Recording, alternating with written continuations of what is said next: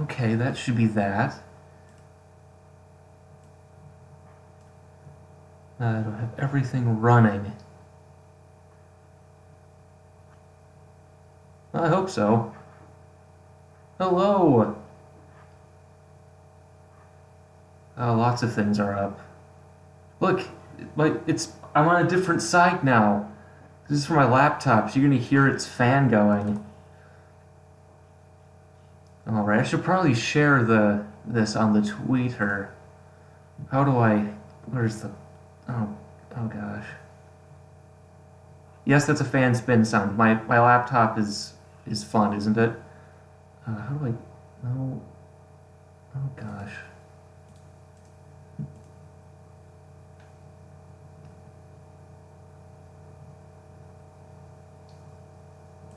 There we go.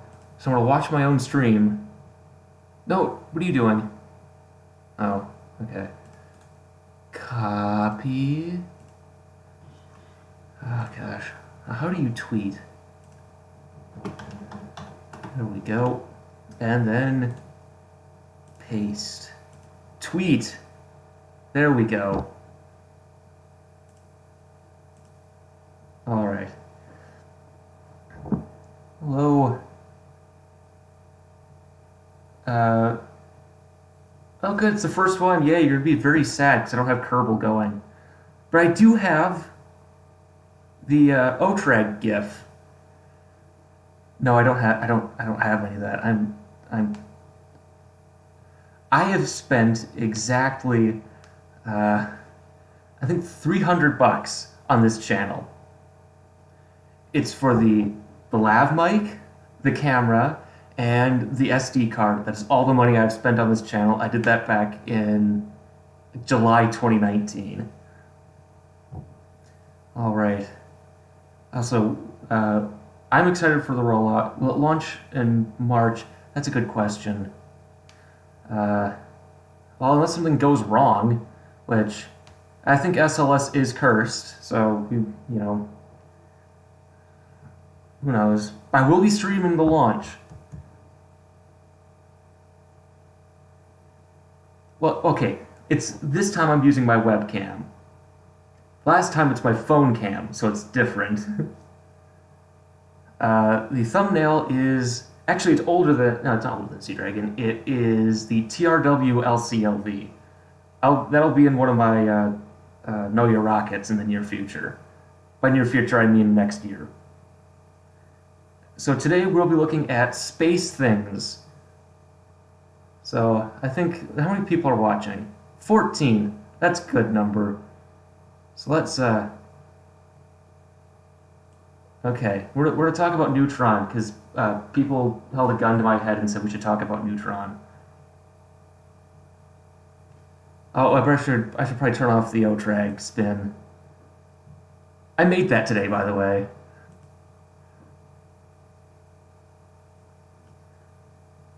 Yeah. Okay. Let's see. Next stream... Okay, with the microwave, I'll go with my oven first. No to the future, they get me mad.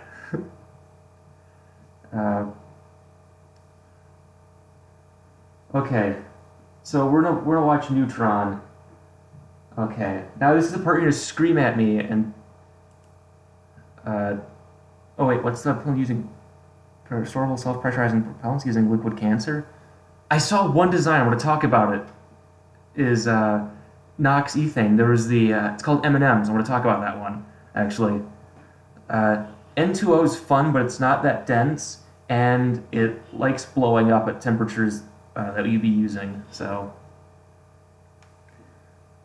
yeah, Delta 2 is a cool rocket. I remember I got the Lego Delta 2 I got in like 2004. I remember getting that. And yes, we'll be talking about Angry Astronaut. I think he made a video defending Elon. So, first, though, we gotta look at Neutron. Okay? We'll stop talking about things now. The new season of Ozark just came out, and I want to watch that, so we gotta get going. Okay. Hi, Peter. This year, I ate my hat. Oh, wait. Is there closed captioning? We're doing American English, so, you know. There's some things we said we'd never do. We're going to build a big rocket. It's called Neutron. Luckily for me, there are no hats on the menu today. I think Energia M was supposed to be called Neutron, if I remember correctly. But what I will be dishing you out is full details on the Neutron launch vehicle. We've been busy. Oh, good. Let me show you a new breed of rocket, where reliability, reusability, and cost is hard-baked into the design. Okay, Peter, everyone says that. I'm sorry, it's a thing, I'm sorry. From day one. This is not a conventional rocket. This is what a rocket should look like in 2050, but we're building it today. So they've also built a time machine. I'm pausing this in case they want to get mad at me. Oh, evening. Me defending Otreg? Oh man. You're not gonna... Wait till December, it'll be fun.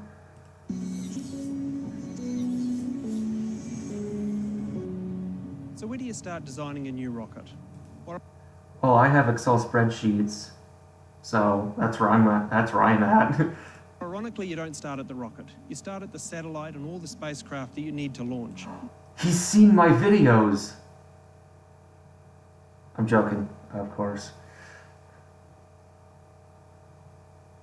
Oh, is this a new trend? It's a bit of a trend. They're all predicated on the mega constellation market surviving. And then you start the design process around that. That's a good idea. Over 80% of all of the satellites that are going to be built in the next decade are going to be small satellites and constellations. That is true. These this was also true in 1995, and look how that turned out. Constellations form a critical part Wait, of... what's in December? Oh, designing a better OTRAG. That's what's next. That's my big thing. I decided every year I'm going to make a really big video. Okay, wait, what HTTP ethane? HTTP's... Oh, with HTTP, you can put silver in there, have it turn to steam. You can do VAPAC if you hate yourself enough. Yeah. Okay, we're going to do this. The infrastructure around the planet to guide, monitor, and enable Earth's future. Constellations require very unique deployment needs, and up until now, there hasn't really been a vehicle that's optimized to do that.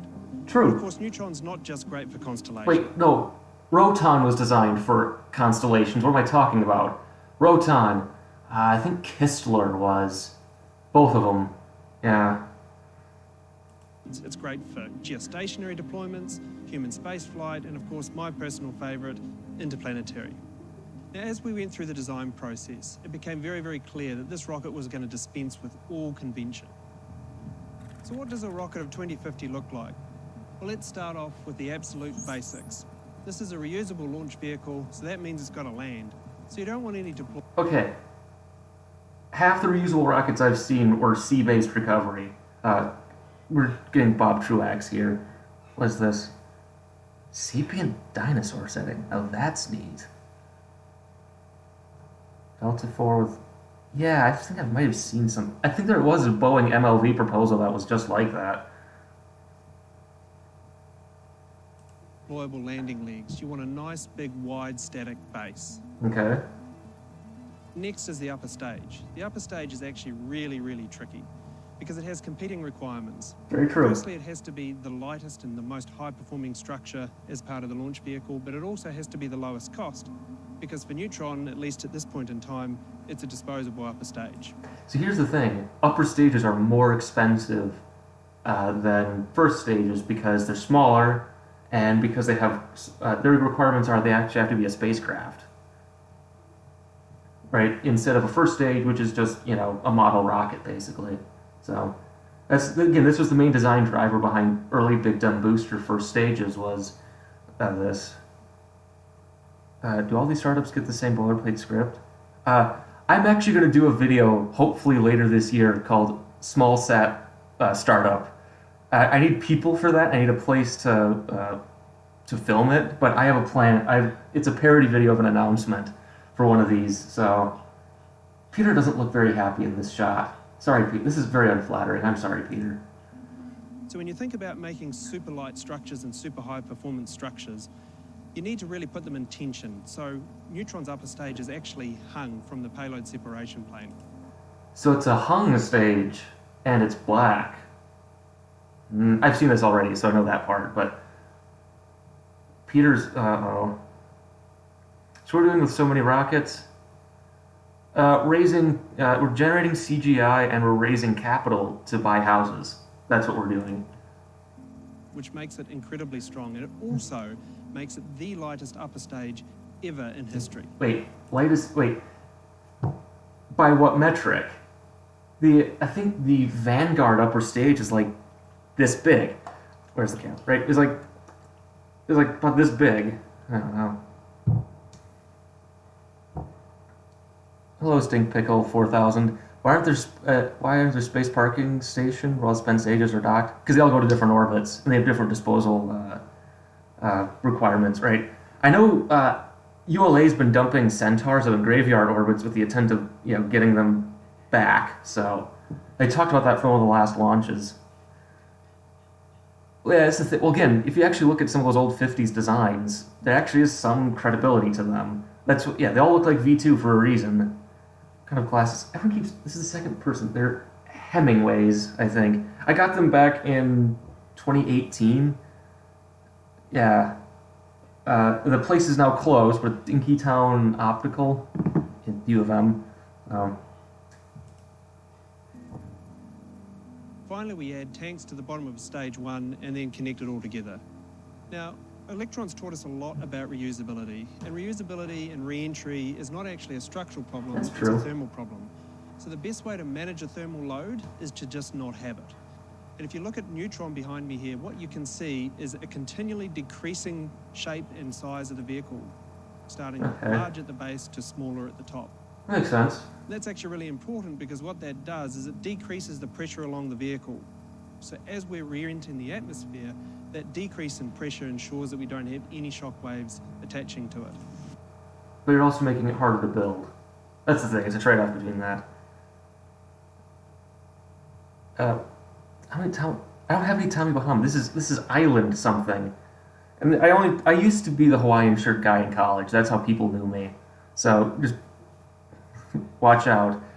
I have 2 shirts like these. You've seen them both. Yeah, it's this one and then the one with pineapples. But yeah, so the thing is though, if you notice, this is a weird shape, which means you have to make it a certain way. But then again, if you look at there's old sea-launched and recovery vehicles that have those like I think 15-degree cone stage, not tanks. So. So this is Neutron.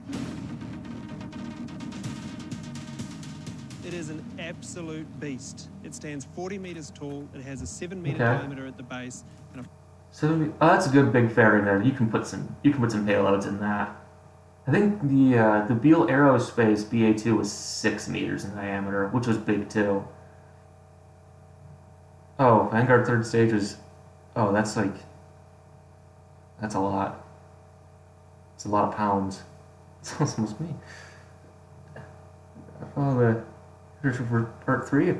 I am quite well. I don't read. I know some people have very angry things to say about part 3, but a 5-meter class fairing. And as you can see, we can lift.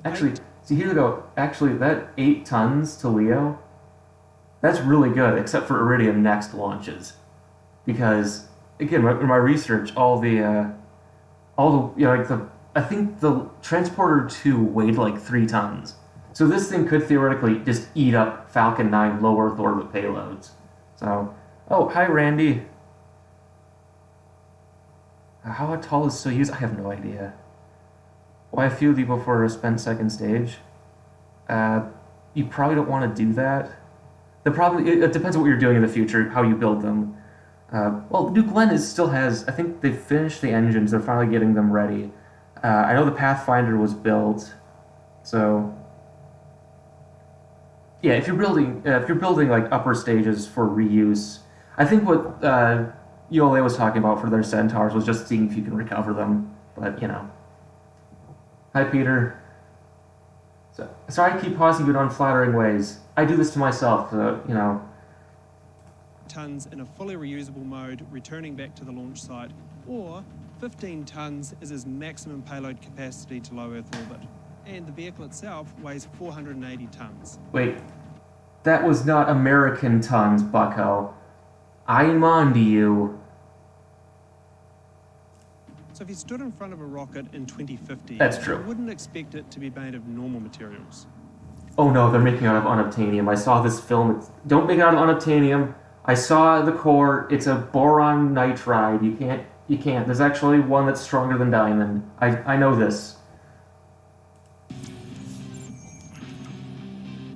Weight is absolutely everything in a launch vehicle. Okay, Peter, you gotta read other books, man.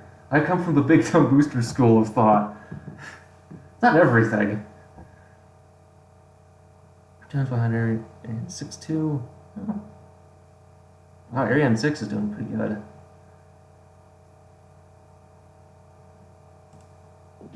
So what we set up here is a little bit of an experiment. We Oh, no. have roughly 1 square meter of material here, and we've allocated 3.5 kgs per square meter of the rocket. Now, stainless steel is quite a popular choice. Oh. Oh, that's not so good. Let's try some aluminum.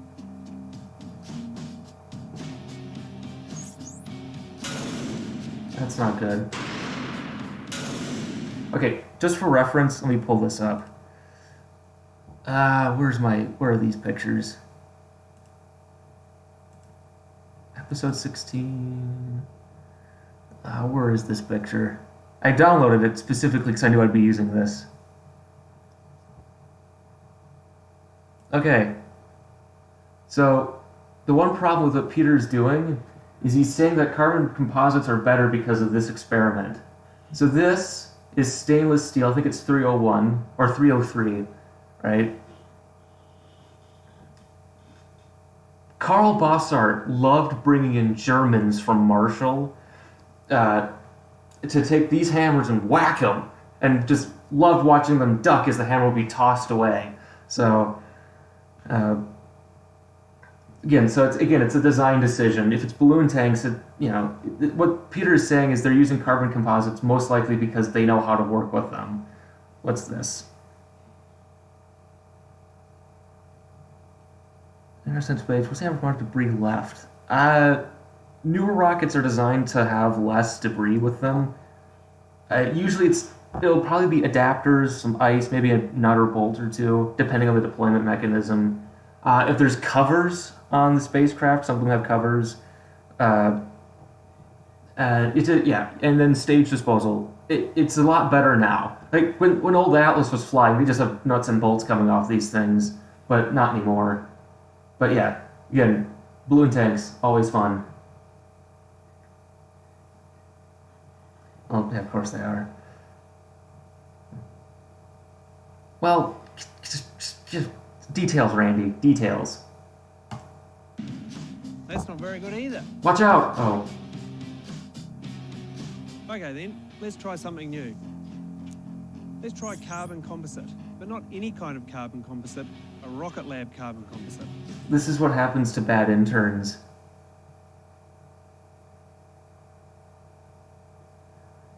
Watch out, Peter. Stay safe.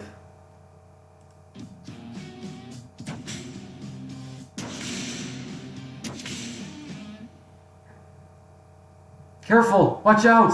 Oh, okay. Now that's what I call a 2050 material. Come on, we'll all be using unobtainium in 2050s. There's a documentary about this. It's called The Core. Gosh. Yeah.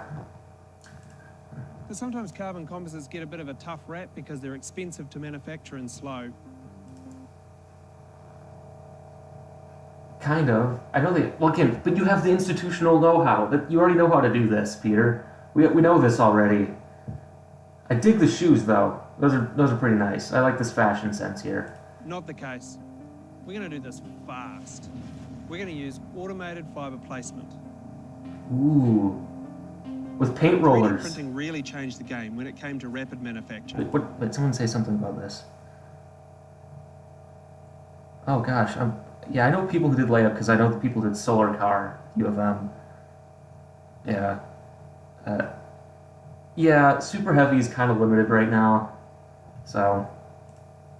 At least it did in 2013 when we used it to build the first 3D printed rocket engines on Electron. With metallic 3D printing, you measure the speed in millimeters per minute. Ooh. With automated fiber placement, you measure the speed in meters per Wait. minute. Like, what's that in football fields per school shooting, though? I need American units here. Peter, gosh. Your company's 51% American. Gosh. We have already shown with Electron that carbon composites are an ideal material for an orbital rocket. Now, thanks to Neutron... Beale did that, though. I miss Beale. Can you imagine Beale survived? I'm gonna beat you up, Sirac. Those shoes are nice. Okay? They're fine. I gotta close this so I know where I'm at. Well, Peter is jabbing a bit at Starship, but... well... Peter's fine. Musk is clearly off his rocker. Peter's fine. They're aiming for certain things. It's going to really come into its own as a rocket material of the future. But it was used already. Now, as much as I do love the sleek black look of carbon, it's about far more than looks. A huge reduction in weight is a game changer. But if it costs too much, it doesn't matter. Victim booster. If you can take the mass out of the rocket, you take the pain out of propulsion, and quite literally, the heavy lifting. But if you make the materials expensive and hard to manufacture, is it really that good? I'm speaking from Big Dumb Booster. Oh God. Oh, just as FYI, when did 787 come online? It was like a few years ago. Yeah, when they start hitting the 15-year mark, don't fly in 787. Boring non-flashy presentation.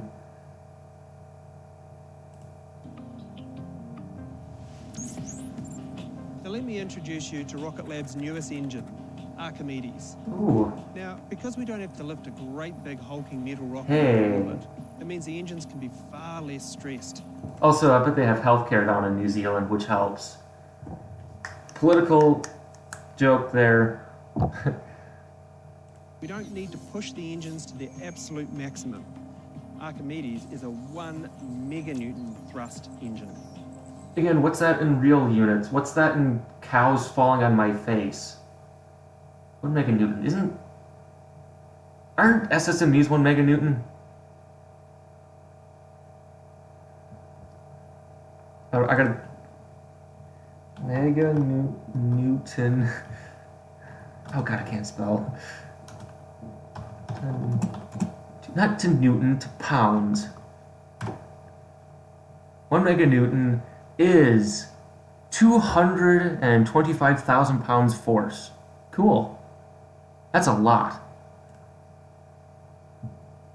That's when the airframes will hit their kind of limits, or design lifetimes. That's when we start seeing weird failure modes. Just as an FYI, watch out. Okay, I figured out these math. Okay, let's... Oh, I don't remember my numbers. Oh, I was close. So it's 500,000 pounds of thrust. With over 320 seconds of ISP, its propellants are liquid oxygen and methane. And the cycle is also very simple. It's a gas generator cycle. I do that every time I eat beans, Peter. That's not new. These are all the things you want when you have... Oh, I've heard of... Yeah. Well, actually, again, there were plans to make space shuttle SRBs with carbon composites. I think the ones that are mounted to the Pathfinder here in Huntsville at the Space and Rocket Center are the test articles. The problem is after Challenger, people got, you know, worried. Should we be using like? I'm gonna make up my own units now, just to spite you all. Okay, we'll go back to this. You have to build an engine that can be reused over and over again. There is no point in having an engine that is absolutely busting its bolts at 11,000 psi. That is quite true. I should put that in criticizing Starship Part 3. Why are they making engines so high performance? Because I think SSMEs were quite finicky. That's also because they use titanium in their turbine, so that might have been part of the problem. But yeah, if you want to make a rapidly reusable system, it has to also be rapidly repairable. But oh well. Titanium's better than carbon fiber. Yeah, but the problem is if you want to reuse titanium, it's the reason the Soviets, like, they had hull crack issues because of this.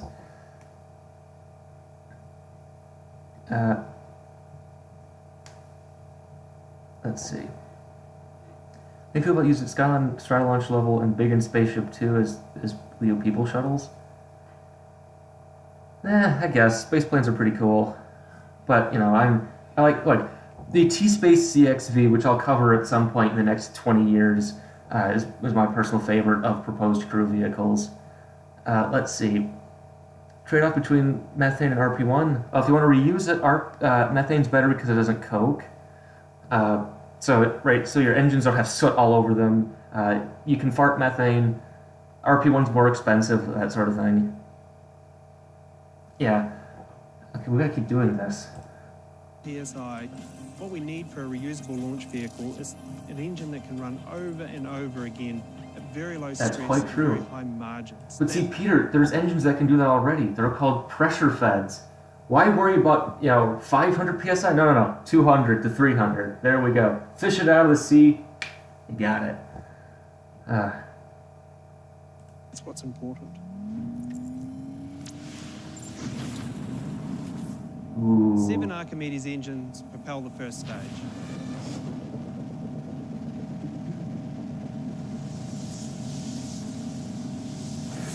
I just realized an issue with this design. If he wants to get equatorial orbits, it's going to be really hard. It's going to really eat into performance. Then again, I don't know.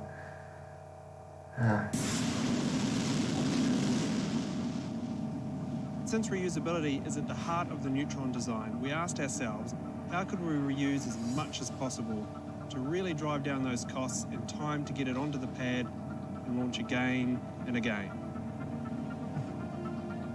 The answer is not throwing away the fairings, or even trying to catch them. The best way is to never get rid of them in the first place.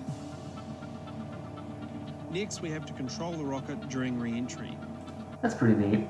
I know some like the big SPS designs had that big hatch up top. Oh, T-Space CXV. Let me show you. T-Space CXV. Where's images? Jesus Christ. Just the picture. I just want to look at the... No, I don't care at global security. I want to show you the picture. This guy. It's this guy. It's supposed to launch on air launch. It's based off the Corona capsule. It's this guy.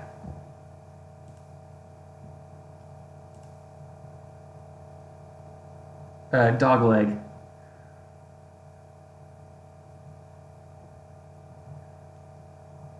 Let's see, what was this? It says boats and docks are too expensive. Yeah, I guess. What's wrong with getting to equatorial orbits? Well, it's because New Zealand isn't the good spot. Wallops really isn't a good spot. Kennedy's a good spot, but, Will build an even bigger rocket in the future? That's hard to say. It depends on how the mega constellar. It depends on what happens in the future. Is fairing really... Well, again, it depends on what they're doing. It's how they do their own internal metrics. Right? Look up at how many launches there are? I don't know. I can't... It depends on mega constellations and market growth. So that's right, Neutron does not land on a barge. It is a return to launch site vehicle.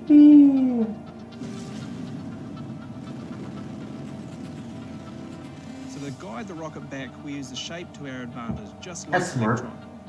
We use the atmosphere to do as much work as possible. Oh, you lazy bums. Trying to skimp out on everything. I bet you're not even going to pay the atmosphere. Small control surfaces called canards at the front make small changes in the trajectory needed to get the accuracy. Oh, but not grid fins? Somebody doesn't learn from SpaceX.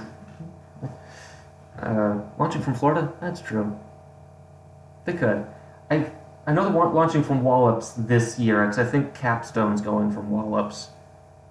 And guide the stage back to the launch site where we started. Where is he? Whose hangar is this? Where is this? Is this where rich people hunt peasants? I don't know. Yeah, return to launch site does cut payload to orbit. This one cuts it in half. Yeah, as you saw, I think it's fully expendable. It's 15 tons to Leo. With reuse, 8 tons. So... Oh, Brazil. Yeah, I want to see someone use Alcantara as well. You know, if you have a couple $100 million you'd like to see blow up, I might go there. Just saying. Whee!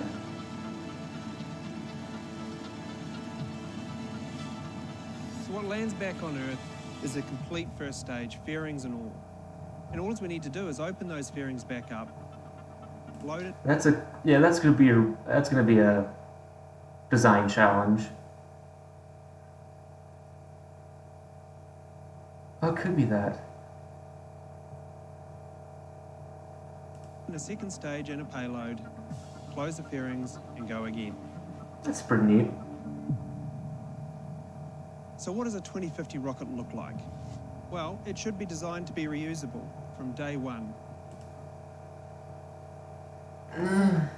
Depends on the market, Peter. I'm going to disagree with you on that one. It should also have materials that are advanced, materials that can withstand all the forces of re-entry and are cost-effective and easy to manufacture.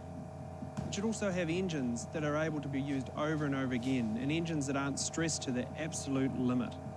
It's really important also to be able to return the vehicle to a launch site, not costly barges way out in the middle of the ocean.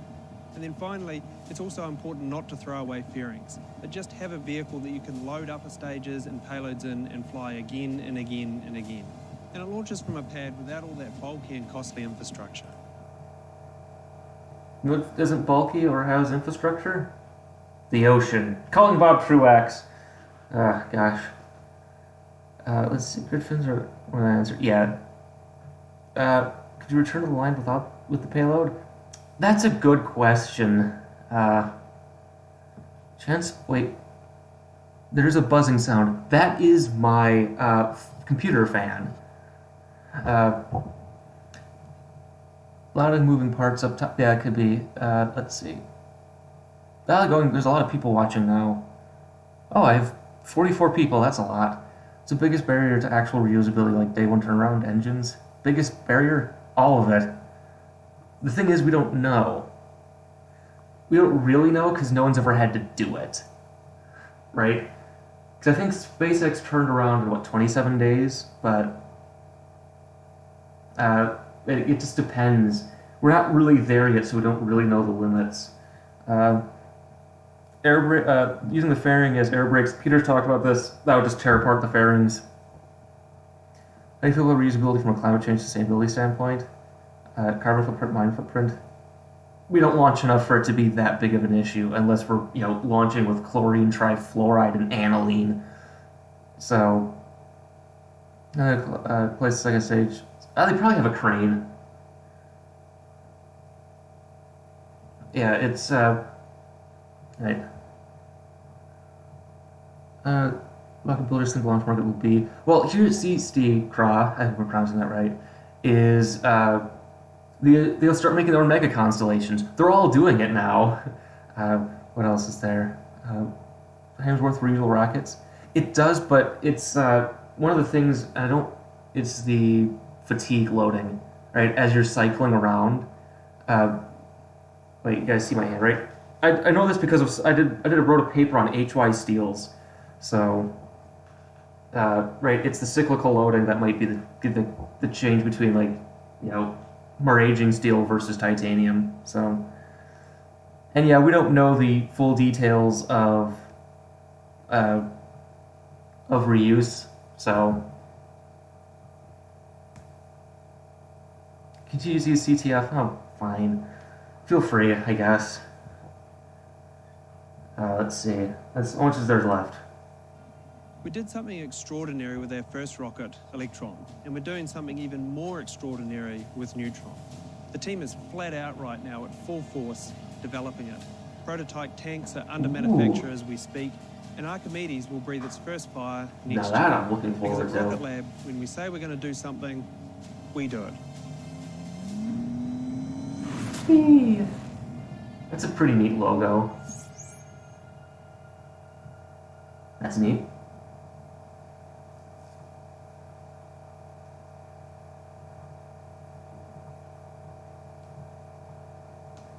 Oh gosh, why are you recommending me all these things? Alright, so I'll go over... Let's find another one of these things. This is what we're doing tonight, by the way, since I can't do... let me get the O-Treg back up. O-Treg, there we go. Yeah, welding... Yeah, titanium's a nightmare. Let's see. Lockheed did a lot of work on titanium's material, small lifting body. Okay. Yeah, electric-powered turbopumps are great for small launchers because it's all about scaling laws. You can throttle them. There's no weight benefit to them. It's just, yeah.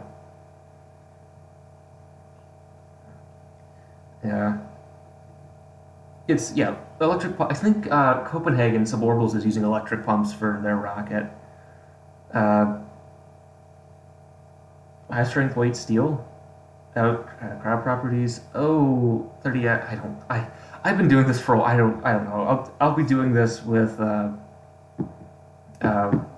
designing a better O-Treg a little bit. But yes.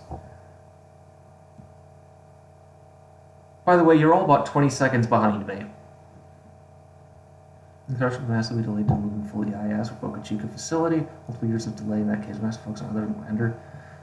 They just tell them go work at Kennedy Space Center because I think they're developing a new launch site for it. I think that's the long-term goal. The stuff at Boca Chica is just a disaster at this point. Yeah. So, all right. So let's see. So SpinLaunch. Want to look at them. Do they have a YouTube? No, I don't. No, I don't want to watch Thunderfoot or Scott Manley. Let's do these guys. Okay. No, not add to queue. Let's click on the video. Pause. Go over here. Okay, this is what we're doing tonight, by the way. Yeah. Oh, I gotta get rid of the spinning O-Treg. Yeah, so I rendered this today.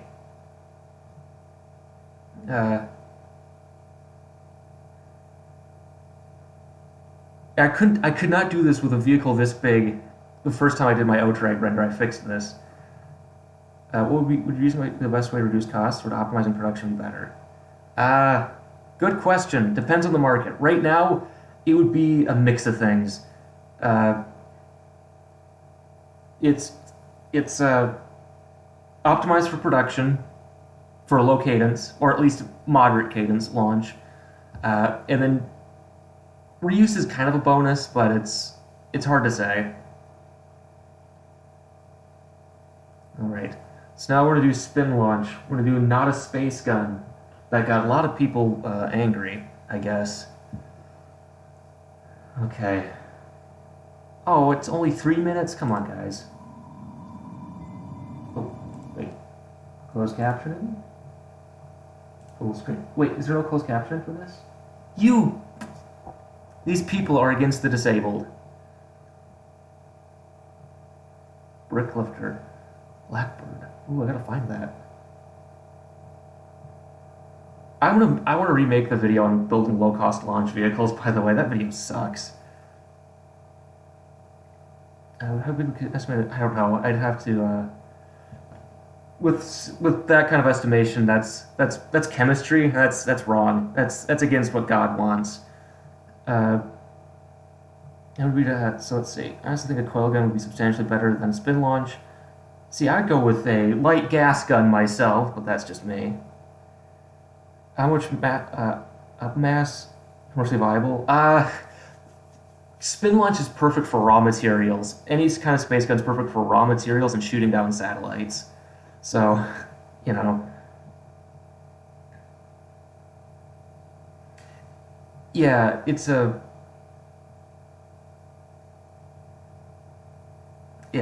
problem with. Yeah, we'll look at this. Watch out!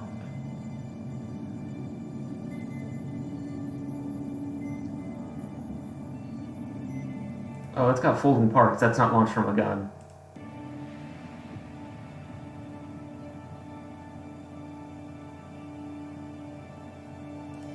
So that's a LOX kerosene system, I'm betting.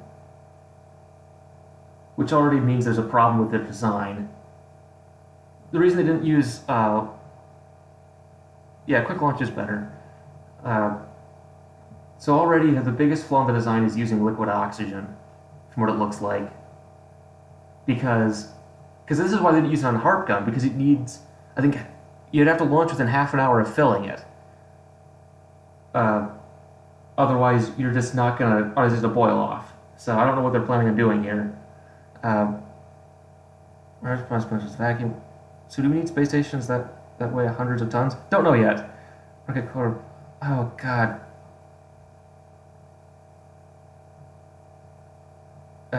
Cargo... I've heard about this. I just heard about it. It's one of those things that the military will study it just to see if they can or can't do it. Well, if you're in Huntsville, and you know a good place to film that looks office-like that isn't on the arsenal, or would require security clearance to get into. What's the efficiency of a light gas gun?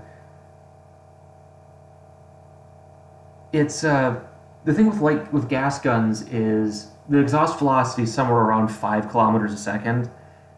You really have to, the barrel's got to be. It's a bit of an issue. That's the same with all of these. But I've heard that railguns, electromagnetic systems, the parts don't last as long. But the person who said that was John Hunter, so that might be a bit of bias. So, okay, we gotta watch this now. Okay, so put this in a big carbon fiber thing. Okay, that's one way of doing it, I guess.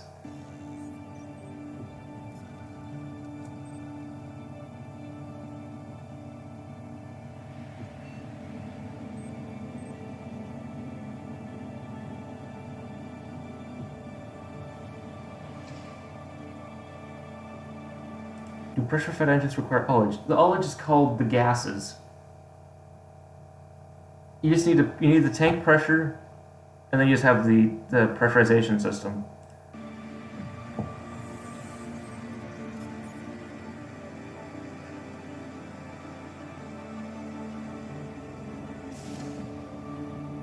This is very sleek.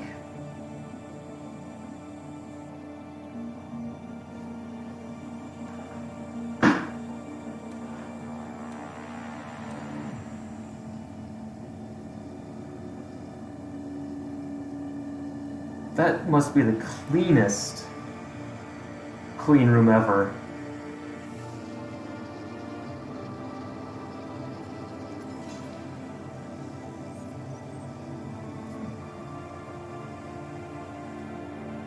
Yeah.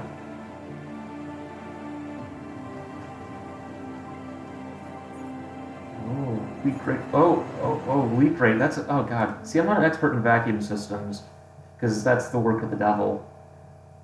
Leaks would be a problem too, I guess. I think maintenance would be the big killer of things like these. But, you know. Also, how'd you cool pressure-fed engines?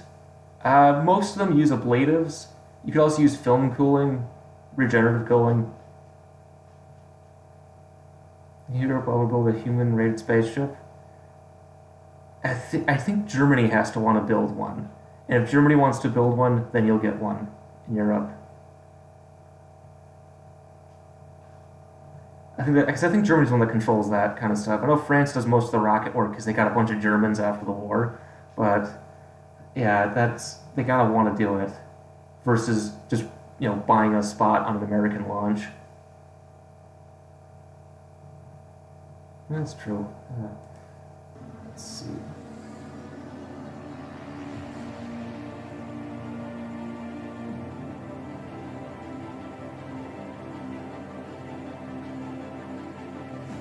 This is just so big. Why does it have to be so big and empty?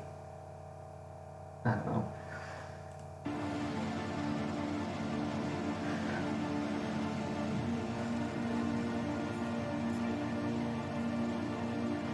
Yeah, tank pressure's gotta be high. 1.5 usually.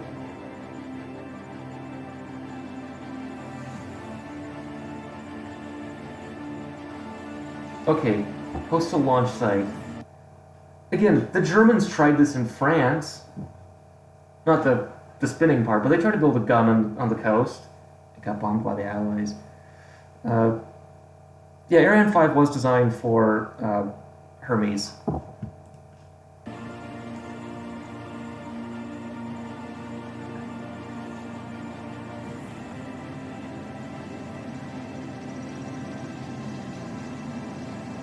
It also is being hypnotized.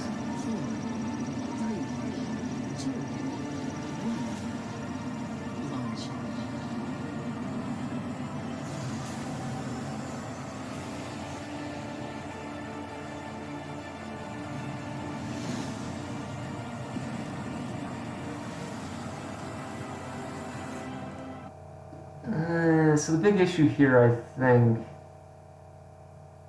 that Aero shell has to take a beating. It's just, who needs this? What's this? Yeah, is Detroit also capable of launching Ariane 5? Probably.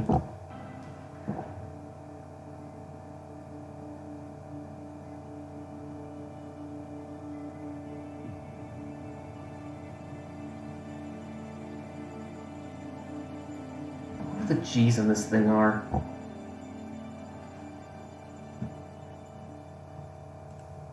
Yeah, so the problem is it's got all the same problems with space guns. It's just mechanical. Build a gas gun. I don't see it. The hardware side doesn't. Yeah, that's the other thing. Well, I think it's because the Aero shell is supposed to take it all, right? I think the Aero shell is supposed to take most of the stresses from launch. Because again, you get the old space gun designs, it's the same thing. And I think that's what the Aero shell is for. I don't really know. It seems like a very bare bones system they've been looking at. So I guarantee you it's not going to look like that when they get nearer to launch. So the big problem is they're using liquid oxygen and kerosene. Oh wait, it has more. I think, didn't someone say it was 14,000 G? Yeah, Babylon was to be about 5,000. Okay, let's see. What happens if lost screw or debris gets into a spinny chamber? Not fun things. Astro 5 shear stress for a while. Yeah, the other thing is it's spinning, so it's got, normal gas guns, just the long axis where it's being fired. But if it's spinning, you also have to deal with it wants to fly out, which is a nightmare. Let's see. Here's an NFT. No one. Oh, this video is an NFT now. I've claimed it. Yeah, I don't know what SpinLaunch is trying to do. Because if they're doing for CubeSat launches, okay, but we already have, Electron, Astro's launching in the next few weeks. They're actually selling the atmosphere, running the atmosphere so hard it's going to be shock loaded. Here's the thing, you can, again, Harp Gun did the same stuff, so it's not actually that bad. Again, the golden rule of space guns, by the way, not to be rude, not to be woohoo on this, but The golden rule of space guns is most people don't know anything about space guns. Right? Half the stuff we know about space guns, Jerry Bull proved you could do. The only thing that hasn't been done with a space gun is launch anything into orbit with it. Well, those investors have not thought that their clients will then have to build loads capable of supporting those Gs.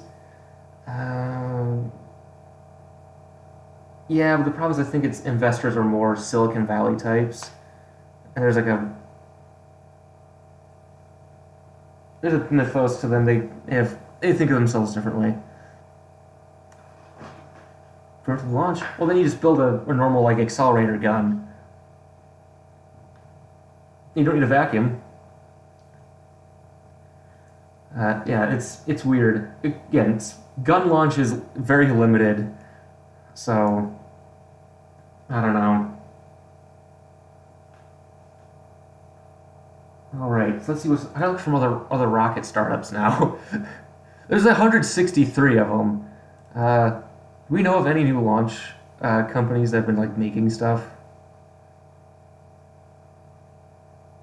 Actually, I have thought about that as a good market for space guns. Is space burial? Just fire them into space. Yeah. Yes. Yeah. There's a trope, and there's a trope that you see bandied about a lot. And I want to make this very clear. All engineers at some point are convinced they know everything. Right? At some point they do. Usually they get over it, and usually this is right around the time they graduate from college. I know, because I was like that. But programmers are the worst at it, because they don't have to bend tin. Wait, what are people saying? A hydrogen oxygen-like gas can be pretty low emission, right? Yes. Let's see. When arrow into the breach of the arrow shelf, the chambers of the vacuum. Yeah, but we got the gases going out first, so it won't be that big of an issue. Yeah, ABL, I heard about that. ABL blew up a second stage. Because I thought they were going to launch this month or next month, but I don't know. New app doesn't require... Yeah, that's good. Programming's really easy. Go with cryopropane and LOX. Yes. Yes, propane's the propellant of the future, okay? Everyone knows this. What is he going to do about BE4? It sounds like they finished it. It's being done soon, so... let's see. Yeah, Gene Roddenberry, I know, yeah, because Celestis, which are the descendants of Space Services Incorporated, actually do space burial. Let's see. Yeah, that's the thing. Usually, again, at college, it's a weird... Right around there is when engineering students end up thinking they know everything. Yeah, I was gonna try to build I think Titan 4 or something in real scale, but next time. I know what I'm doing wrong. I just gotta... oh, wait, I gotta put up the spinning O-Trag while we're talking before I think of other startups. Oh, has Firefly done anything, like, promotional? I'm trying to think of, like, private rocket companies that have shown up recently. Or we could do we'll do Angry Astronaut. Let's see.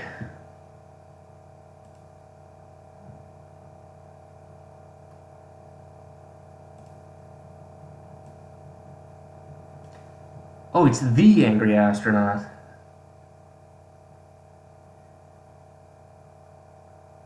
Okay, I know he did something...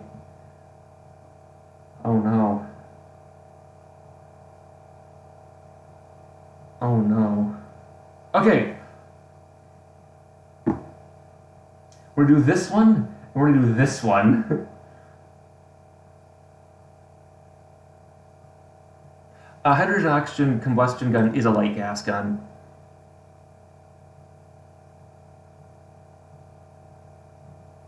Is it? No, it's... Never mind, I'm dumb. I'm sorry, I misunderstood.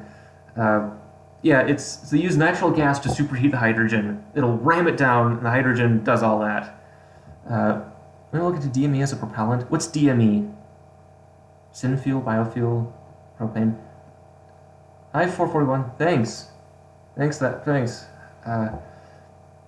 Yes, O-Trag. Propane, yeah, there we go. Propane, a crypto rocket, that's true. Oh, actually, I am going to make a video about him at some point in the near future.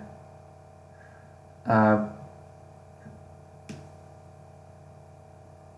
wait. Comment on any restaurant. Oh, I don't know. I haven't watched any of that.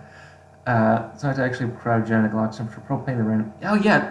There's a bunch of engines. They just ran propellants through. So, okay. So let's.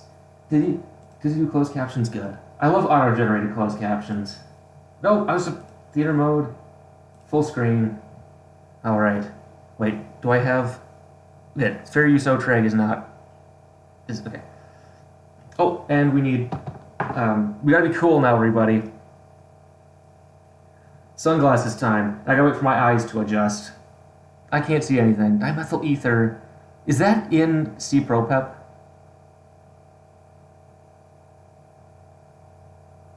Indian food gas gun. I wonder if they're working on that. Alright. Wait, what's this? Settings. Why is it... it's good enough. Got that. Annotations. Oh, let's see how fast he's speaking now. Okay. Oh, has sound been good for everybody?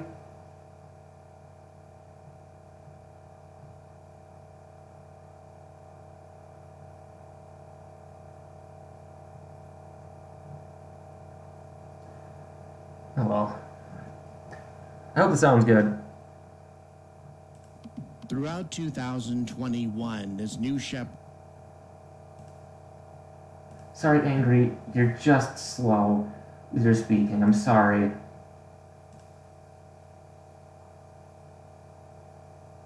had one successful launch after another, the media began to regard this as being the image of billionaires in space. Yes, we had that brief mission of the Inspiration 4, however, who really remembers that? These were the sorts of images that were burned into our collective consciousness, and not just images like this, but even worse, images like this. Oh no! It's because there's a black man in this, Angry. Are you racist? Or is it because there's a woman? Is that what it is, Angry? I'm joking, by the way. I'm not implying he's racist.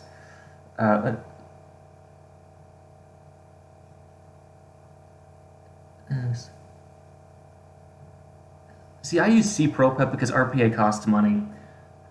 I don't know what he's so angry about. Look, it's Michael Strahan. He's cool, I think. William Shatner went to space. Oh no.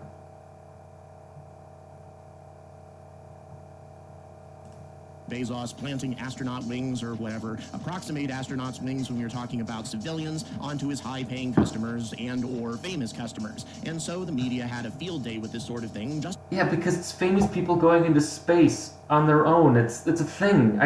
You can disagree with it, but it's a thing. Angry. I don't know why you're mad about that. I'm mad about this, but that's for other reasons. Justifiably so, talking about the privileged few taking advantage of space while the rest of us are left to suffer on an increasingly shrinking and abused planet. And so this got extended to Mars as well, and Elon Musk's vision of putting a colony on Mars. It became a common belief that only the wealthy, only his extremely rich and influential buddies would be the ones who would establish a colony on Mars. Considering that Elon's talked about the ticket price being about $500,000, yeah, it is. What are people saying?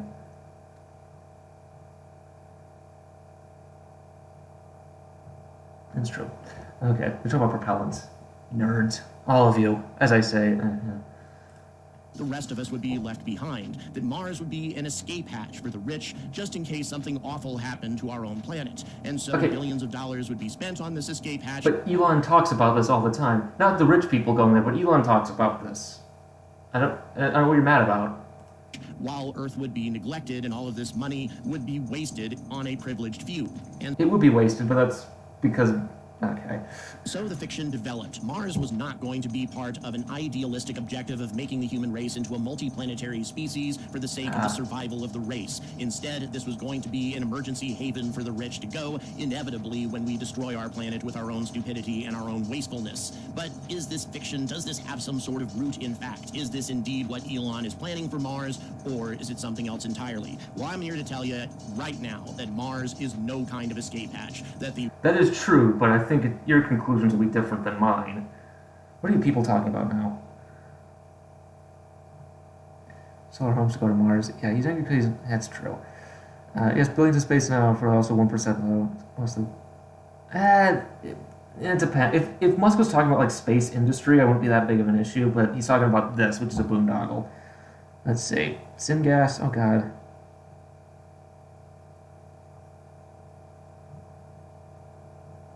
It's not driven by capitalism. Going to piss. Oh yes, the piss bottles. Yeah. Again, that's my.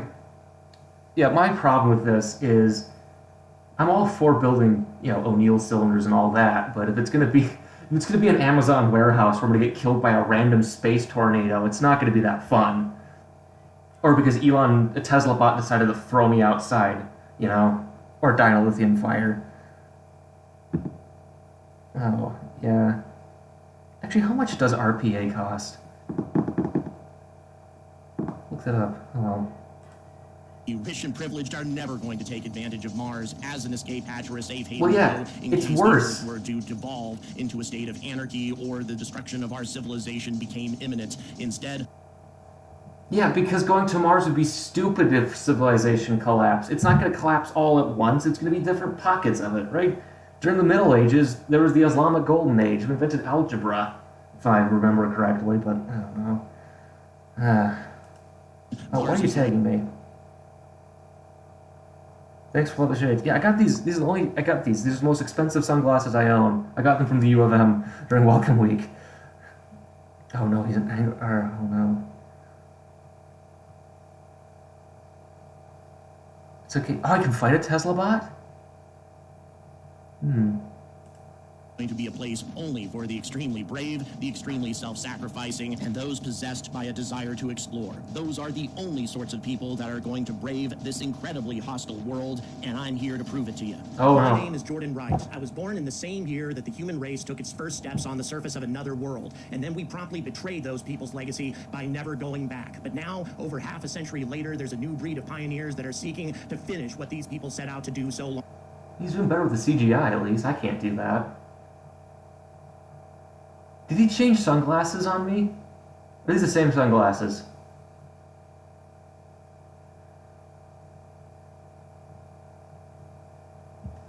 I can't read any of these things.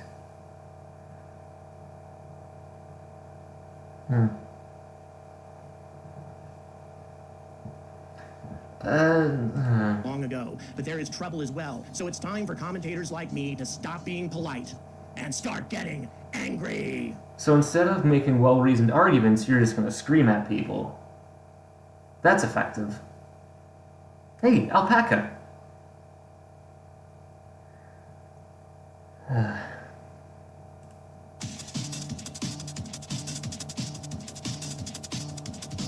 Space policy. Who's that?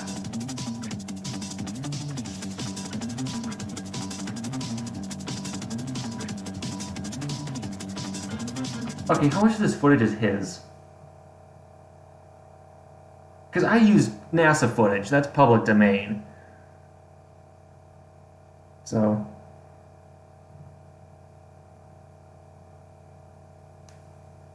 I remember the zipline thing. That was... I can't read that. Hey, Angry, quick note. If I have this up here, you gotta move the titles. I learned this the hard way with... Because the thumbnail for criticizing Starship had part of it cut out, so...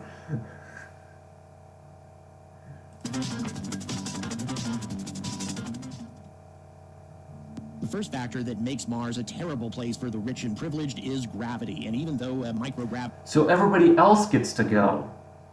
Angry? It's bad for everybody. I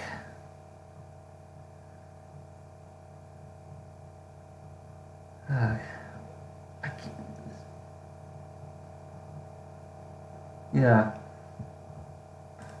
Okay. experience might look like a really fun thing to do, and rich people do take advantage of it in short bursts. Having a sustained experience in a low-gravity situation or microgravity situation is not a good thing for you. Over a period of time, you lose bone mass, you lose muscle density, and that applies not just to microgravity situations, but also to low-gravity situations. You can see from this MIT research flight that people at 0G are actually capable of simulating moon gravity. Okay, but how does this make Mars better?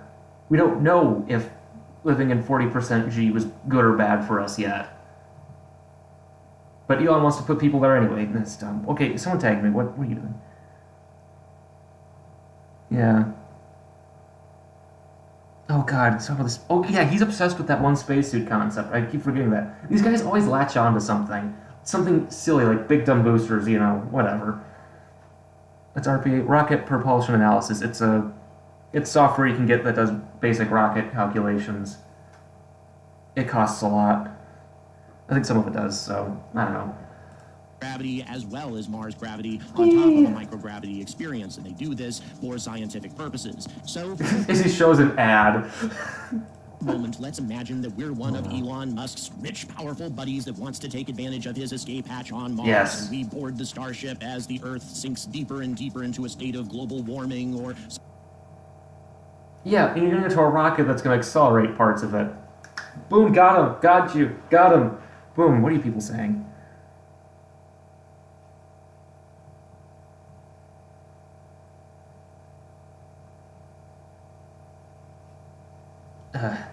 Yeah, become jellyfish. You know what? I think Stephen Baxter's Manifold Time, intelligent squid end up colonizing the galaxy, or at least part of it, before the vacuum collapse happens. Oh, spoiler alert.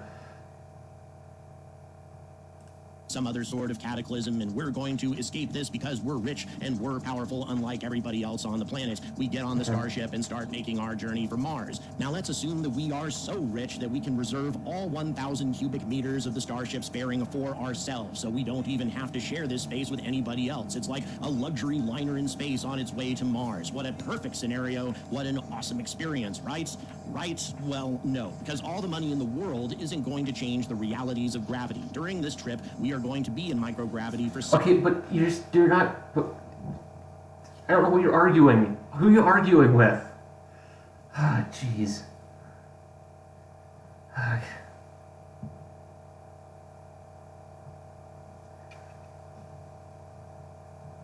Nuclear non-chemical engine for surface launch is possible in the future. The public will never approve nuclear launch. 6 That's months, unfortunate. and arriving on Mars, we will experience 1/3 of Earth's gravity, which isn't that bad, but nevertheless, it's going to be an uncomfortable experience, especially for somebody who really didn't train for a mission like this and isn't a paragon of physical fitness like most astronauts are. But still, let's say we manage that, we get to Mars, we stay there for a 2-year time frame until the next launch window, Okay. experiencing 1/3 gravity, and then decide that really going back to Earth would be a better idea than trying to live here. And I'm going to cover why that would be the case soon. So after spending a couple of years on Mars, you decide to make the journey back. Unfortunately, you go back into microgravity for this particular experience, and by the time you return to Earth, you have spent a total of 1 year in microgravity in... Tag me now.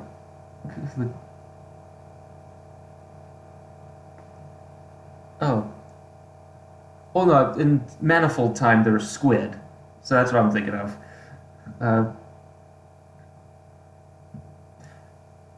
There's some designs for nuclear engines for the surface, but the problem is the public will never approve of it. It's the public will never approve. The environmental assessment would just be a nightmare. Upper stages, sure, but ugh. 2 years in 1/3 gravity and suddenly find yourself in the crushing environment of a full 1G. As a result, the average person, and certainly an old privileged individual, is going to suffer severe physical consequences of all of those months of bone loss and muscle loss, and is going to have an incredibly difficult time adjusting to Earth again. It's going to be a very uncomfortable experience, one that a rich and privileged and pampered individual simply wouldn't want to go through unless they absolutely had to. And this is one of the big problems of the Mars escape hatch. It is essentially a one-way trip. If you go to Mars and stay there for any appreciable amount of time, you will never return to Earth. What kind of state would the Earth have to be in order for somebody who didn't really desperately want to explore Mars to take... I'd have to read up on my nuclear propulsion. I haven't done that in I'll do that eventually. It's in the pipeline. Yeah. I don't know what he's arguing against. Because, but again, we're thinking of Americans, right? I mean, I'm kind of fat. I'm like 200 pounds, right? I'm overweight. I also would suck on Mars. You know, it's weird. What are you talking about things? She. Oh, by the way, Astro Kiwi is a she. Uh, yeah, I don't know which one you're talking. I don't know which one. I don't watch any. The only Astro Kiwi videos I've seen are the ones I'm in. So, you know, let's see, carbon monoxide and MTR. That'd be interesting. Oh, I think I've heard about that from, yeah. He was into Mars. Now he's against. Oh, he's still for Mars, but he's against these weird arguments that don't make sense. So, yeah. Again, the problem with nuclear stuff is we didn't really focus on it, and it's going to be a big issue in the future. Oh, we should do Kiwi's rocket tier list after this. Do that. This avenue of desperation. I mean, consider for a moment what a wealthy, successful, Yeah. incredibly rich CEO is going to be giving up if he punches this one-way ticket to Mars. No more expensive vacations on beaches. No more beach resorts. No more beaches. You catch my drift.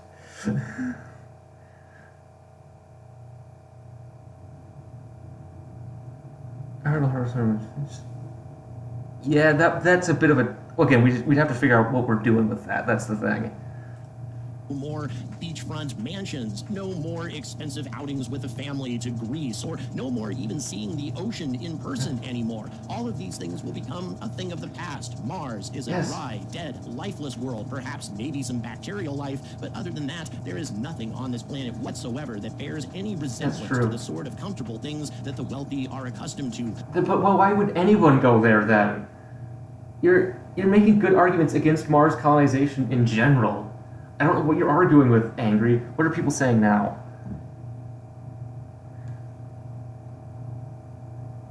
Yes, I've heard about that. Yeah, I hope it gets better. That's honestly, that site helped change my opinion on space. So, yeah, I hope he gets better.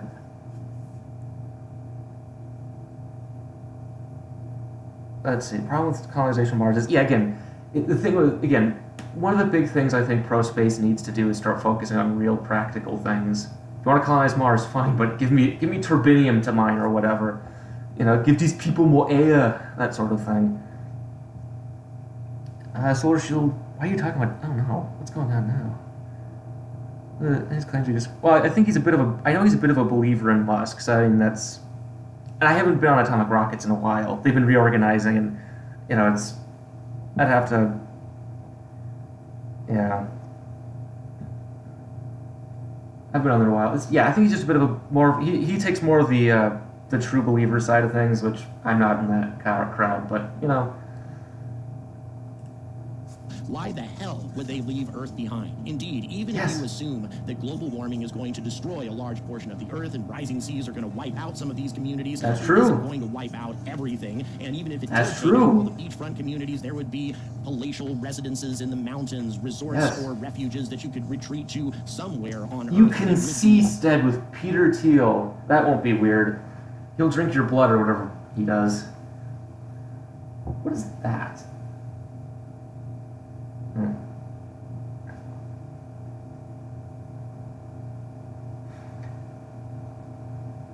If it's a one-way ticket on a Mars mission, something has already gone wrong with mission design.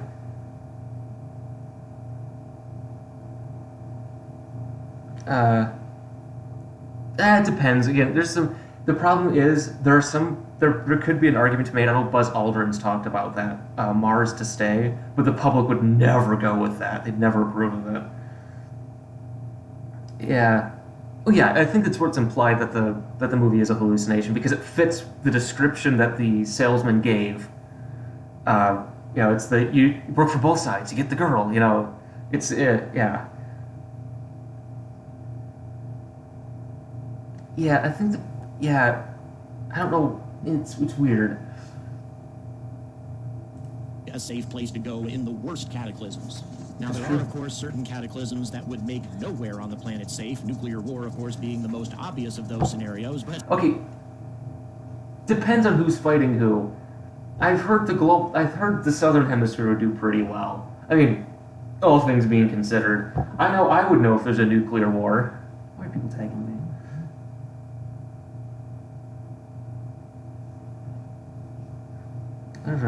Yes. Caribbean. Here's something to build. I'm trying to write best R7 guidance software. What's a good rocket? You could build Percheron. Whatever happened to the space most durable arm-based centrifuge satellite? I don't know. Also, it's good astronauts are so well paid. Oh no, they're not. They're not paid. They're not paid well. I think I know in the 80s they were paid like 70,000 a year, which is about 140 now. They actually haven't paid the big bucks. Yeah. Never crashes colony in Waco. It's different because I treat Musk more as L. Ron Hubbard, so it's more like Sea Org. Oh, I heard. Oh God, he's gonna call them all pedophiles now. Yeah, and again, I think if there's ever a nuclear bomb detonated in the near future, it will be a terrorist or one of the like Iran or one of these small states that's just out of its mind. Yeah, nuclear war is survivable, but it's not going to be a fun survivable situation. I'll have to use procedural solids. Oh, that sounds like fun. Oh, jeez. Railgun? Yeah! Yeah, again, the thing with like going to the moon would be better is it's not because Moon and Mars are similar, it's because you can test out your procedures, methods, and work schedules, as well as communication with your astronauts. It's mostly operational that the moon would be better at. So I gotta keep watching this. After somebody has pushed the button in a nuclear conflict, you're only looking at 20 to 30 minutes before the nuclear... Okay, you're an American, we know this. For places like Britain, it's like 10 minutes. So, you know, again, I would know if there's a nuclear war. My old apartment, you know, it leads to a pile of cancer rate increases. Yeah, there's varying degrees of nuclear war severity. I don't think we'd ever have an all-out nuclear war because I just think everyone's realized, oh, this is, you know, it's, you know, everyone kind of realized that nuclear war is stupid. Yeah. Yeah, Austria. Yeah. I have the arsenal 10 miles away from me, so... Yeah. Take out every major population center on the planet, at least if you're talking about a major nuclear conflict. That's true. There's no way that anybody could escape from that at the last moment. That's true. So really, Mars is no kind of escape valve from any sort of cataclysm that would render the planet uninhabitable in a short amount of time. And also, you'd still be able to live theoretically on Earth. Cases of, say, supervolcanoes and other sorts of disasters that would render the planet either unlivable or a living hell, even those sorts of situations tend to happen unexpectedly, and it would be very difficult That's true. for the uber-rich to evacuate themselves from such a situation and take themselves... See, I prefer the lift rich. Boom, puns, I'm going to... Opinion on commercial space stations. I'd like to see what they do. It'd be interesting to see what happens with them. The cynical... I don't know what he's talking about. The media loves Musk. Oh yeah, World War III will probably cause the next major global conflict. It's because it's making certain... I think the Middle East is going to be... Parts of it will be completely uninhabitable, I think, in the next 20 years. So it's going to drive a lot of population movement, and that's going to be the big problem. Of course, they've got the coastal regions that are experiencing some of these cataclysms, extreme weather, right? Just to put it in perspective, on New Year's Day, that night, I had a tornado warning, right? The next day, I had 3 inches of snow. That's not good. And ask the people in Kentucky what climate change is, because they got wiped out by a tornado. You know, it's... Oh, don't spoil it. Yeah, I want to read this now.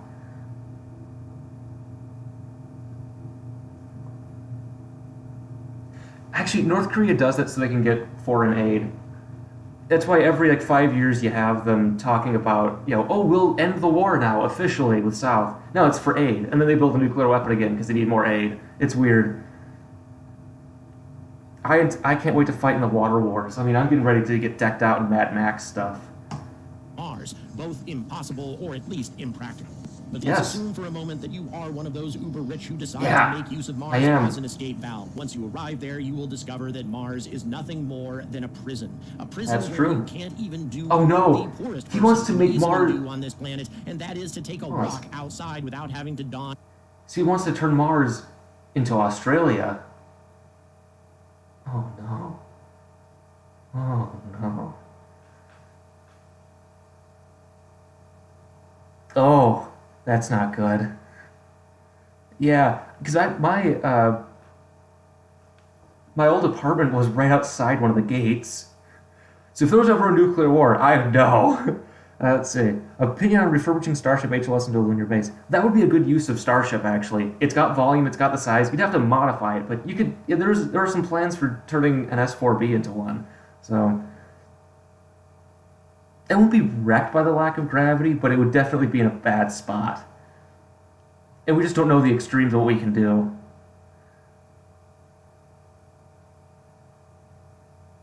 Oh, jeez. Yeah.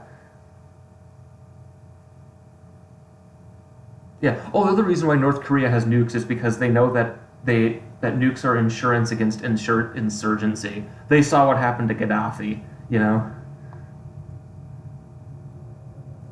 There we go. We'll turn Mars into a for-profit prison. I'll teach you not to do crime. I'll teach you not to smoke weed.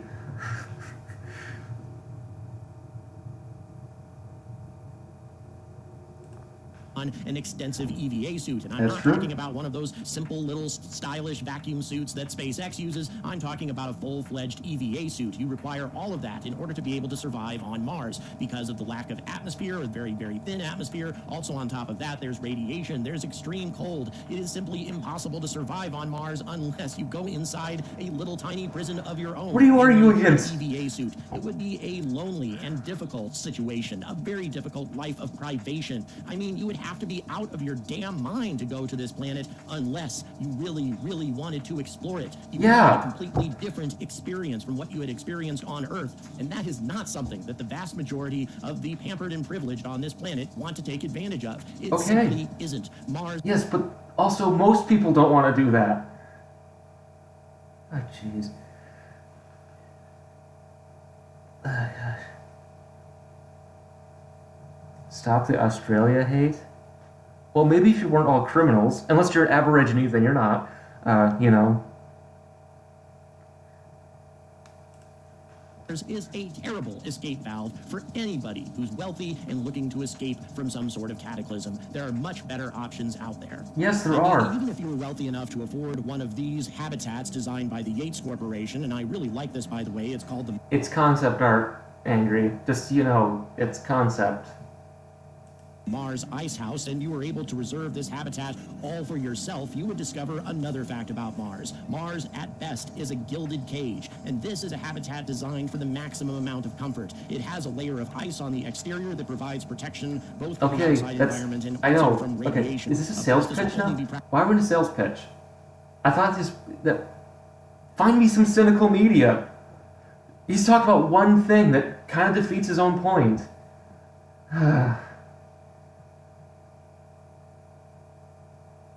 Yeah, Mars would be pretty cool. Actually, it'd be nice. To see. I'd like to go see Mars, but you know. Well, yeah, Musk sees Mars not as a place, but as terra nullius. A lot of people see it this way. It's not good. So.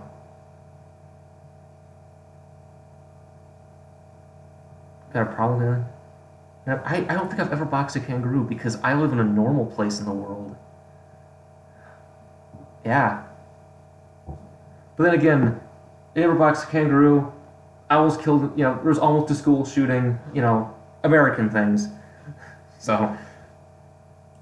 Practical in areas of Mars. Actually, Georgia was originally going to be the prison colony for the Americas, but something happened to prevent that.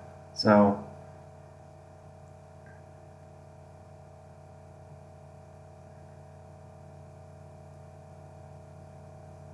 Yeah, I think one of the problems with, this is a problem everybody has, they start with the assumption that they're right, and then they work from that. It's like, oh yeah, of course we want to do this, right? Of course this is going to happen. And right, if you don't look at that, you're gonna end up with a big gap where, right, someone like me will come along and say, okay, but why should we do this? And they don't know how to answer it. It's weird. I did this, we all do this, but, you know, what's everyone saying? There's 54 people. Oh my gosh, that's a lot.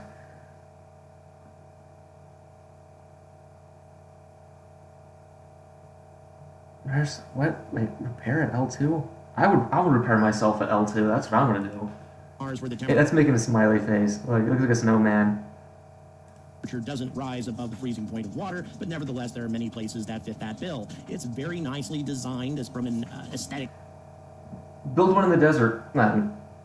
standpoint inside, a lot of natural light, a lot of pleasant living spaces and environments for somebody who wanted to take advantage of that sort of thing. But once again, let's face it, you leave this habitat without an EVA suit and you are dead. All this is a very nice, spacious prison cell. No sports cars to go driving in, no...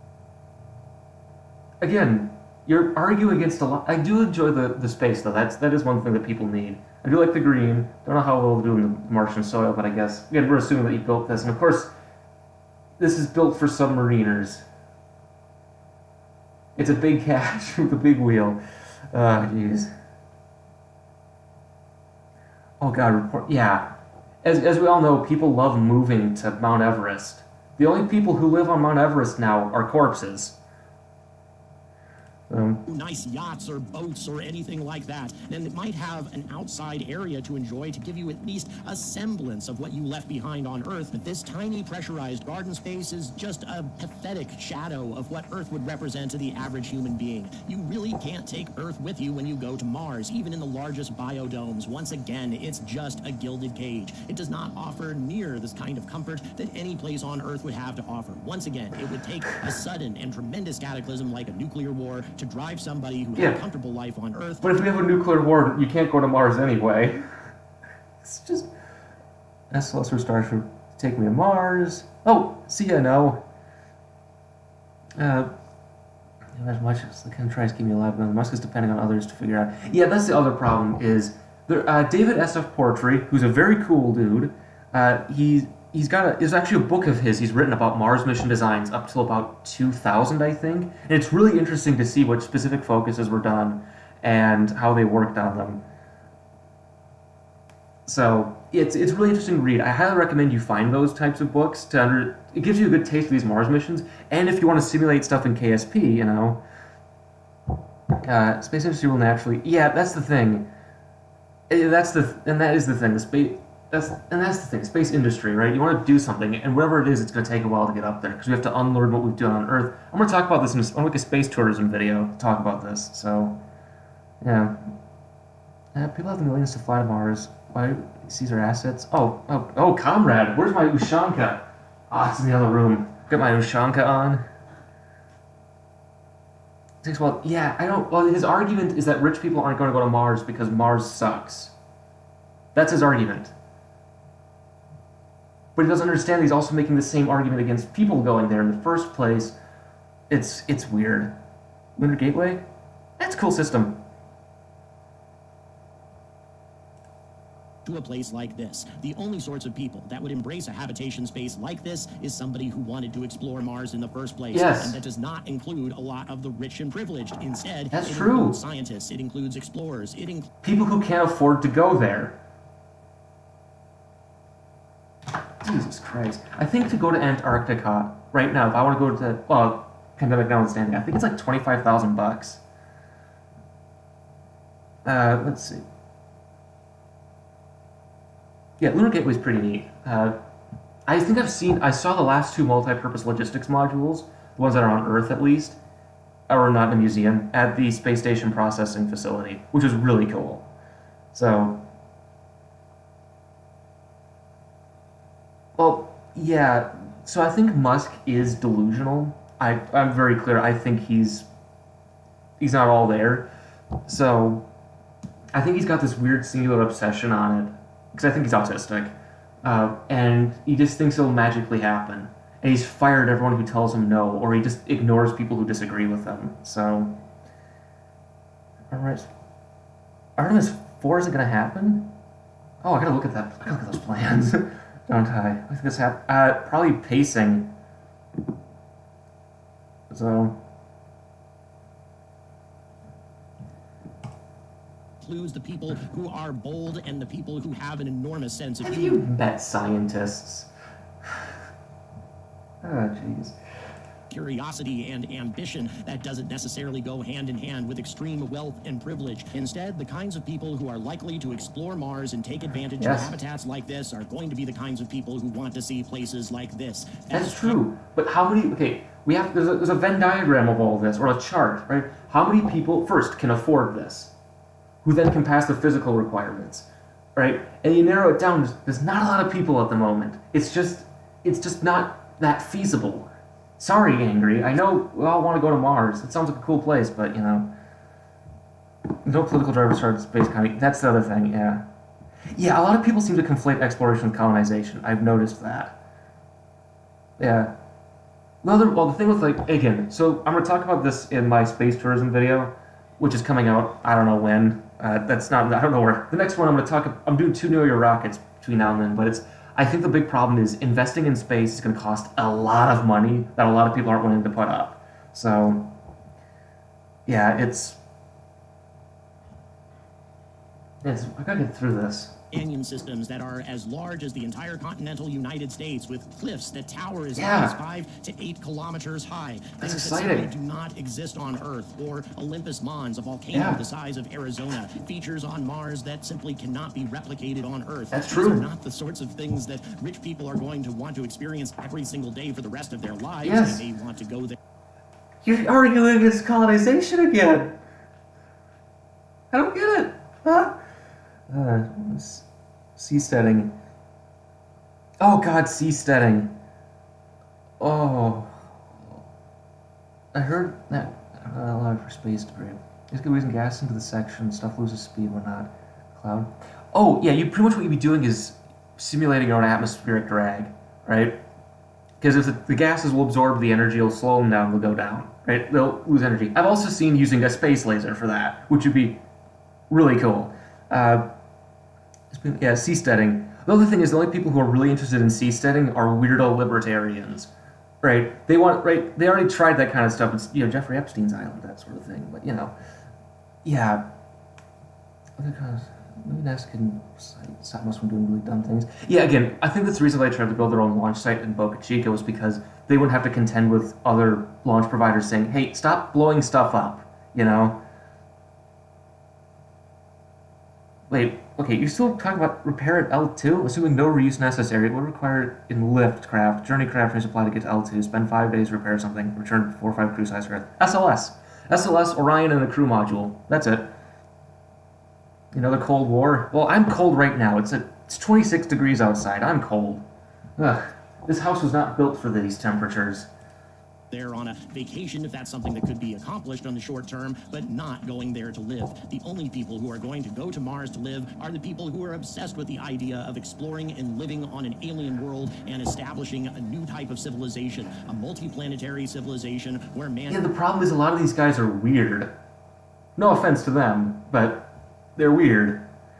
Oh yeah, I listened to the Behind the Bastards on that, yeah. I know they just did one on Jerry Bull. So, space solar power might be viable in the next... I don't know. I don't know about that one. The thing is, I think with space debris removal, especially in low Earth orbit, that's just, you just gotta wait for it. But up in, like, Geo, you're pretty much gonna have to go pick that stuff up. So, yeah. Yes, I know. I actually know a guy who was there. I didn't know this. He ran the auto value in town, not here back in my hometown, but it turns out he had a spot. So I haven't seen For All Mankind. Sorry, I haven't seen it. I know they use Sea Dragon in it, and they get it wrong. I think so. This thing. Lucy, the SLS used for... Yeah, I think there are plans for SLS to go on Venus and Mars flybys. It's just a matter of NASA getting the funding to do it. Trying to get people on Mars, they're nowhere near it. I know they're building their Long March 9. They've built the first sections of it, so... Yeah. Might be expensive, but... Yeah, it could be repaired. They have a docking spot on it. It's just, why would you do it, you know? I could get back to this. Forward. Yeah. Off with his head. Whose head's getting cut off? I don't know. Yeah. Oh, by the way, I was trying to find the study. There's a plan for like a 300-ton space telescope launched on Ares 5, and I could not find the study. I was going to talk about that in part 3, but I just... Yeah, that is the thing about the Cold War. It wasn't necessarily, you know... Let's see. When Starship going to train... Yeah, I've heard somewhere... It depends on how well they can get the propellant transfer down and how much they get their weight margins. But it's... I think it's Sea Dragon wrong. The sea launching aspect. Sea Dragon was like half out of the water in the studies. I'd have to look at it again. And I think they got some... I think they got the engines a bit wrong. I don't remember. And I don't think they acknowledge Bob Truax in it. So... Yeah. I have to watch... It's on Apple, right? I have to pay for that, so... Mankind becomes a true citizen of the solar system rather than simply restricted to... We already are a citizen of the solar system. Idealistic people are going to want to do this. Self-sacrificing people are going to want to do this. Because once again, it is a one-way trip. Once you're committed to doing this, returning to Earth is going to be a... So let's say we discover that people can't stay on Mars. What then? We gotta send them back. What happens to them if they have debilitating medical conditions that are only caused by living in microgravity for 5 years? What happens then? Who knows? I don't know. Everyone's talking. Yeah. Yeah, see, that's the thing about it. Yeah, seasetting is interesting. It's just the people who are involved are just all weird, unfortunately. A difficult prospect indeed. And this leads us to the final point. There is another alternative, a very easy escape valve for the rich and privileged in space. And this, of course, is Jeff Bezos's Oh, Jesus Christ. I keep forgetting this guy is just connect. I could swear, if I break into Angry's house and hold a gun to his head, he would never say anything nice about Jeff. Concept of an idyllic future, which is an O'Neill cylinder, and obviously this is an extreme example of one in the far future that could possibly be built in low Earth orbit, or perhaps even a... That's not low Earth orbit, Angry. That's I think L4 or L5.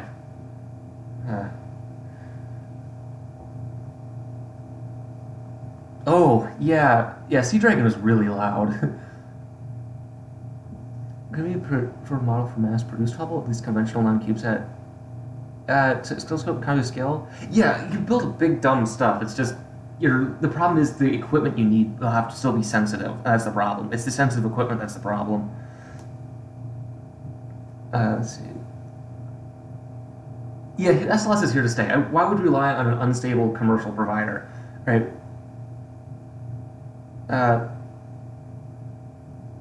Okay. The Proton depends on what you're looking at. So. Oh, I gotta find that. So what happens if you get pregnant on Mars? Don't know yet. We don't know how anyone behaves in space for pregnancy. So, lower G forces. Okay. Let's keep going with these. A little bit further out, a rotating cylinder that provides... Did you cite this? Wait, Angry, did you cite these images or did you make them yourself? See, I put them in the description or at the end. I always do that. This is really big. Those are skyscrapers. This is a really big cylinder. Own environment here, your own atmosphere, even your own weather if it's big enough. Need a block 3? That's a good question. It depends on what they want to do. They'd pretty much be stretching. You'd have to, I don't know. And you can have all of the comforts of home, trees everywhere. Oh no, that's a nightmare. Why do they always look like this? The roots would destroy the... I don't know. Natural landscapes, parks... Hey, wait, this is a Stanford torus, not an O'Neill cylinder. You liar. The living spaces, you don't die of asphyxiation or your blood boiling the moment you step outside your habitat. You aren't exposed to as much radiation because if you bring a thick atmosphere into one of these things, you have artificial gravities, which means you can return to Earth at your leisure. You don't have to be trapped 50... Okay, this is what we're talking about. Let's build ourselves a Kolkhoz on Mars. Right? Where's the covered wagon? million miles away from home. You can instead be in low Earth orbit. Okay, so why are you arguing? What are you arguing, Angry? You've just argued against Mars colonization. Are you an O'Neillian now? Huh.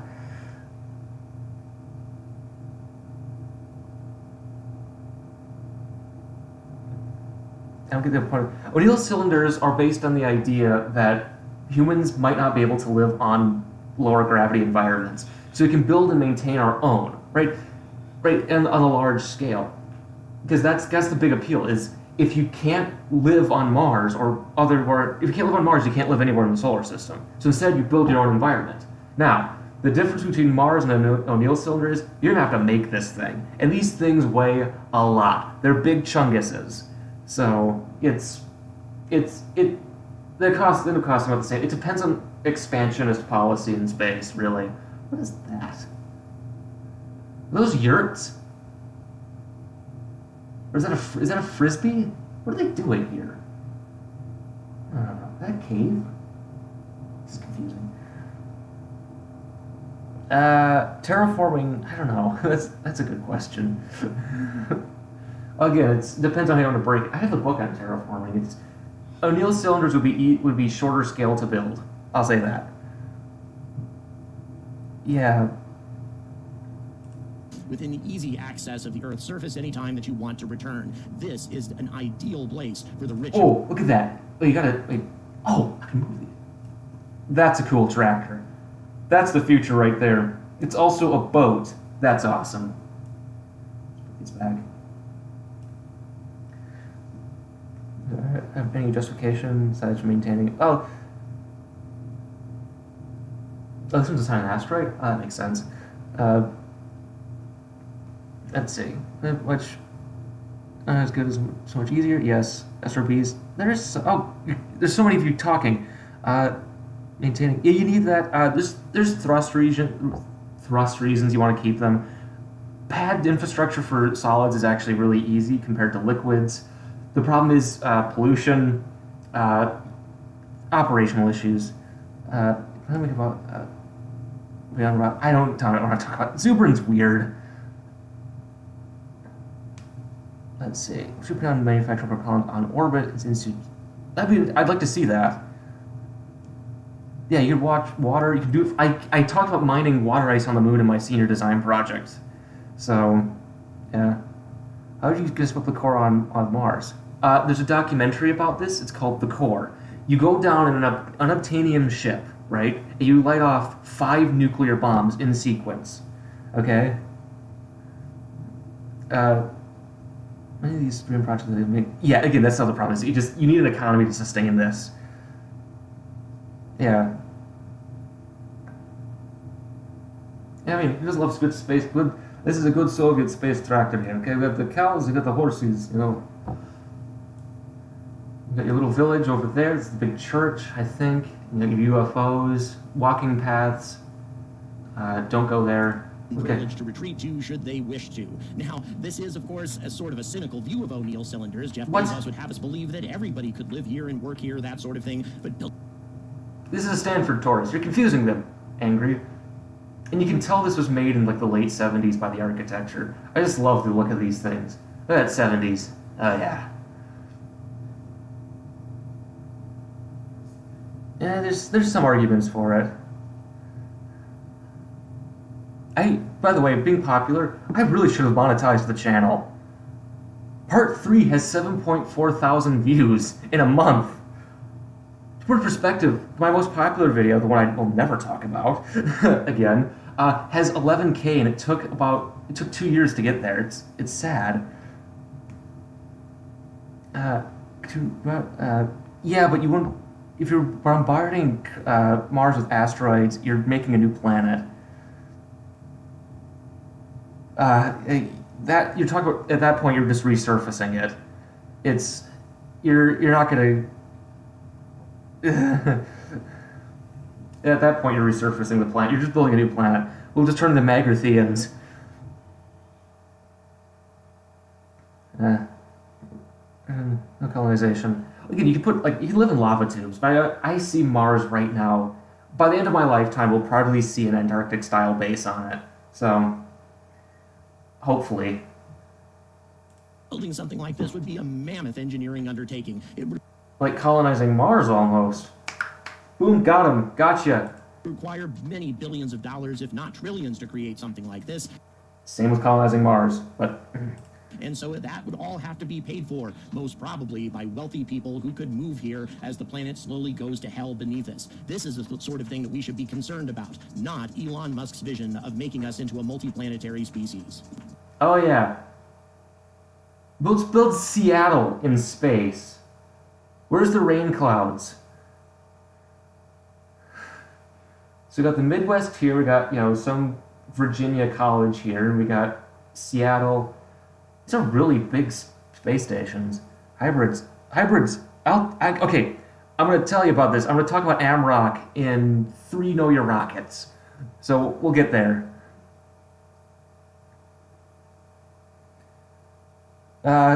Thousands of years. Thousands to hundreds of thousands of years to cool down that kind of bombardment. But there is one huge problem with O'Neill cylinders, unless you build them a very long ways away from Earth, which increases the difficulty of building them by many orders of magnitude. But if you build them at L4 or L5 with the moon, you can just shoot lunar materials with SpinLaunch to it. That was the plan. I've read The High Frontier. Ugh.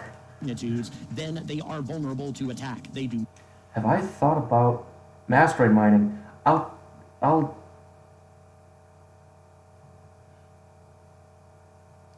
I'll talk about the asteroid mining in my space tourism video. Let's see. Doesn't paraffin wax sag though? I don't remember. And it could have been you talking about that, Randy. I found you on old forums, so let's see. Economic and tech ability to make Mars livable. I do not. Yeah, again, it's one of those. Again, I'm a Star Trek kind of guy. You know, I want to go a future where if we go to Mars, we do it because we want to, not because we have to go mine something or because, you know, we got to go build, you know, Musk Town. You know. Not make the human species into a multiplanetary civilization safe from some sort of cataclysm. It is far too easy to destroy an O'Neill cylinder that's in low Earth orbit with a thermo. We don't put them in low Earth orbit though. You put them around the moon. Okay. Nuclear strike. Something like this would not guarantee the preservation of the human species in the long run, whereas a colony on Mars, tens of millions of kilometers away from any disaster on Earth, would stand a decent chance of survival in the event of some sort of cataclysm in the future. So Mars has a huge advantage if we're talking about the survival of the species. But we're assuming that we can reproduce on Mars. Again, O'Neill cylinders are based on the assumption that planets won't work for us, essentially. And if you have an O'Neill cylinder, you put an engine on the back, you have a Starship. Nominally speaking, of course. We're talking about a future where we can build and maintain these ecosystems with minimal maintenance. Obviously, that's beyond our technology for a long time, but, you know. Yeah, that's the thing. Are we terraforming Earth gonna have... Well, you can still survive it, but, you know. Oh no. Hey, the DST! I know how to refuel that thing. And so it should be obvious to everybody except the most stupidly cynical that Mars is not any kind of a haven for the privileged amongst us. Again, Instead, like the first colonies in the New World, this is the Oh, sort of no, I've tweeted about this. Don't do that. You know what they had in Jamestown? Air. Right? They had air. They had the natives to pillage, which is what they did. That's how they got all their food and stuff, but, you know. Oh, really? SSL did one? Cool, I gotta find that now. Need to take some big cut. That is... Yeah, any tech either off, we go other solar systems, looking for, like, atmosphere, a dead planet. Yeah, well, again, we're making a lot of assumptions here. It depends on a bunch of factors. Why we're doing this, you know. You think one of those players... freaks are trying to make elves or cat girls real. Well, Elon's doing it, apparently. Anyways, wait. Voyager space station concept. No, which one's that? Is that the one that Common Sense Skeptic talked? Because I was in that video where it's like the big wheel. Yeah, the problem is they're assuming that people want to go to that. It's not. It's you know, it's. Yeah, dumbbell. Again, it's whoever wants to, but we'll have to find out. Let's see. Water. That's good. Yeah, O'Neill's could theoretically do that. Space Mormonism, space accelerationism. Okay, I haven't seen The Expanse, but I know there's space Mormons in it. Yeah, again, it's you. Mormons might be the first space colonists or religious extremists, but you know. Okay. Yeah, I've heard that I've heard about hybrids having combustion stability issues on the bigger side. I've read a paper on that Amrock hit those troubles. Uh, I've watched Isaac Arthur. I haven't watched him recently, but yeah. Let's see. So the point of asteroid mining should we get rid of? Yeah, again, asteroid mining is a great idea. It's just it's not going to happen in our lifetimes in any way that we could transition to it. It's a good idea though. Yeah, again, you're talking about a society that we're just not part of yet, unfortunately. Let's talk about market economy on Mars. He wants to go back to barter system? Oh no, I'd have to find that. I'm not an economics guy, as you can see, but that sounds a bit weird. Okay, we gotta finish this. Where people who are adventurous, people who are willing to take massive risks, and people who are not part of the privileged few in the place that they are leaving behind are going to venture, who are willing to make colossal sacrifices, to take enormous chances with their personal safety, risking death every day to explore a new world and to establish a self-sustaining presence. Why are you putting the weird music at the piano music? It's a bit weird to me, but that's presence on a new planet in order to guarantee the survival of humanity and also to open new avenues of scientific exploration and discovery. This is not the sort of thing that rich, self-centered people do. I see you've never heard of Elon Musk then. Just saying. Just saying. Let's see. Yeah, I haven't seen it. Oh. I'll have to see that then. Here's half a couple of settings we're writing about. I've been writing a bit. I don't actually write space science fiction much. I'm working on one about it's the main character is not Gary Hudson and not Lutz Kaiser, and he's definitely not going to steal a satellite. Just saying, but it's I think, for the channel, though, I kind of want to talk about space history since I think a lot of people have completely forgotten about the history of private spaceflight. And it's unfortunate because everyone thinks, oh, it was Musk, and then no one else came before them, except these weird things. No, there's been a steady stream of these guys since 1975. It's just, they never got anywhere, so... Yeah. Yeah, we don't want to expand its future. I know that. It's... Or I was at Ben Bova also. I've read some of his stuff. His is kind of libertarian too, but Artemis one says, "Oh, on Starship will come back to reality." I don't know. I don't know anymore. Watching SpaceX fans go slowly down the yeah, Musk is. I consider Musk to be the L. Ron Hubbard of Silicon Valley, but that's just me. Let's keep going. I gotta finish this thing. This is the sort of thing that self-sacrificing people do. These are the sorts of people... Oh, again, you're not talking about Elon Musk. Again, that's... Sorry. Take advantage of Elon's invitation to go to Mars. That's why... Favorite sci-fi novel? Ooh, that's a tough one. I like the Manifold trilogy by Stephen Baxter, because those introduced me to Big Dumb Booster, even though the Big Dumb Booster in that is just an SDLV, but, you know.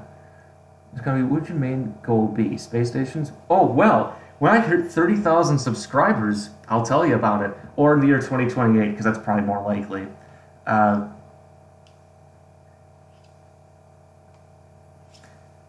Yeah, I'll tell you about it. The goal, I'll put it this way.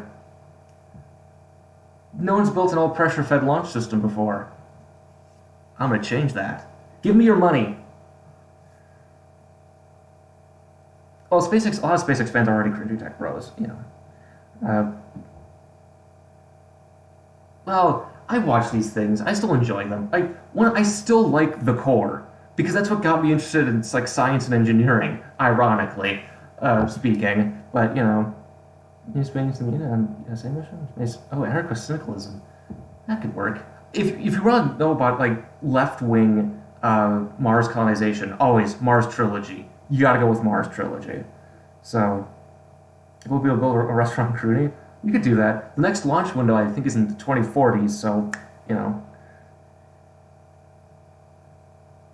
Yeah, there's a lot of... There's benefit to the way SpaceX tests, but we gotta finish this thing. He's offering the trip. What should I use as stand-ins for the Pertron engines? They gotta be low performance. I don't know what you have. Sorry.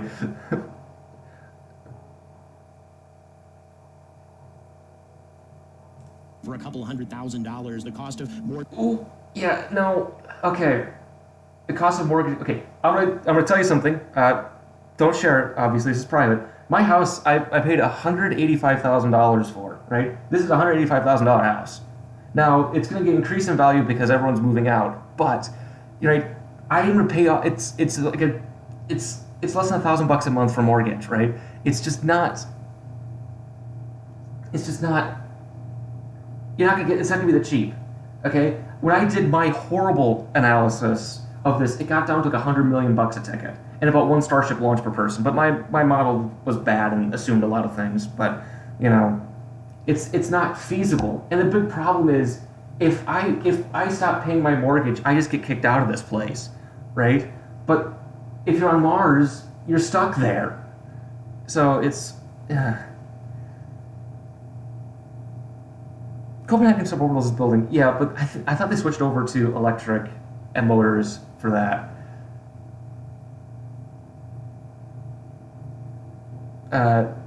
The core is, it's a fun movie to watch. The soundtrack is great. I own the soundtrack. It's just, it's got a lot wrong with it, unfortunately. Oh, here's the thing though. Alabama real estate, it's not that good. I'm assuming I ever go back to working on the arsenal, it's going to be like a 20 to 30 minute drive. So, they don't have small pressure feds? Oh, that's not good. If it's the 1.2 meter footprint, find something that gets close to that.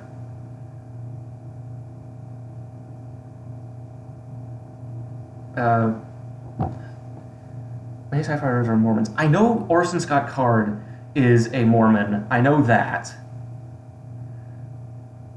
Yeah, Mormons are really friendly because they have nothing else to do. They can't drink. They don't even drink coffee. They're weird. Okay? Yeah. The Supreme's next generation drilling. Oh, that's neat.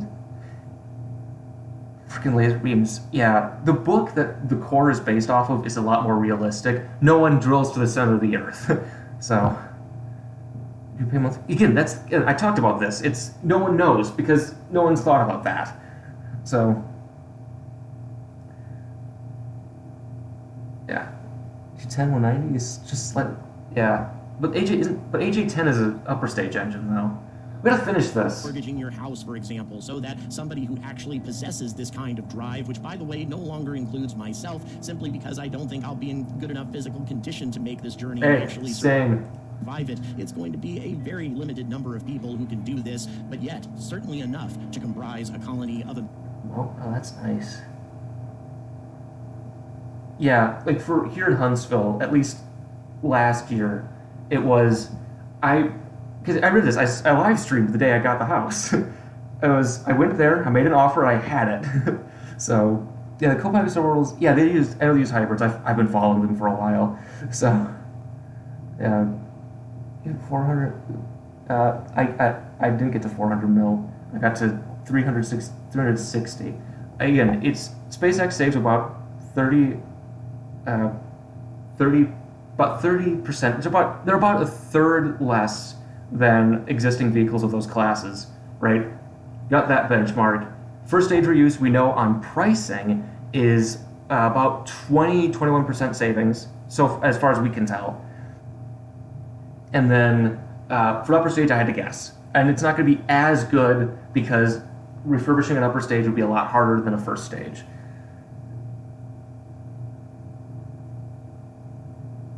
There is a whole Mormon raiding industry? I gotta tap into that. I don't drink coffee. So I'm the perfect Mormon. I actually have a copy of the Book of Mormon. I'm going to be a Mormon now. Oh, okay. I haven't played Among Us because I don't do that. The last video game I bought was Oxygen Not Included 3 years ago. So. Oh. Missed the first 20 minutes. Oh. Of this? Don't worry. He makes the same. It's weird. His arguments are so weird. I got more really. Yeah, it was you're writing out launches, right? If you do that, but it's hard to say. Million people. So instead of cynically looking at this future as just another way for the privileged few to take advantage of the rest of us and screw us over, we shouldn't. Okay, but again, if I'm paying a mortgage on Mars, technically speaking, I'm basically a slave there. That's not good. You don't understand. I don't think you understand this. Instead, very few people understand this, to quote Elon. Well, easy. 10 million. Look, I'll put it this way. If Starship is flying every day, once a day, every day, streamlined everything, it'll be 20 to 40 million, right? Yeah, again, that's the thing about this, right? I talked about this. It's like I made a video that talked about this. I'm assuming everyone fell asleep after the first half hour. But air is a given on Earth. We can debate the quality of said air, but air is a given, except in caves. Don't go to those caves, right? It's a weird thing that I just don't think these guys get it. Or they don't want to. I don't know. This kind of future for what it is, not only a scientific exploration of discovery and a new adventure for the human species, but also a way to guarantee the survival of our civilization. No, not in any time scales we would be concerned with. If you like what I have to say, if you enjoy this type of commentary, and you want to see me go to new conventions like the one that I just came back from, you know how to support me. It's all. Wait, you went to a convention? I should go to conventions. Yeah, again, it's a 1700s idea. It's not good. You live in Utah. Oh, I'm my sympathies. You got all those Mormon assault vehicles driving around. Yeah, Starship might end up somewhere. I'd say somewhere north of 100, just because there's a limited market. You got the fees, and I don't know.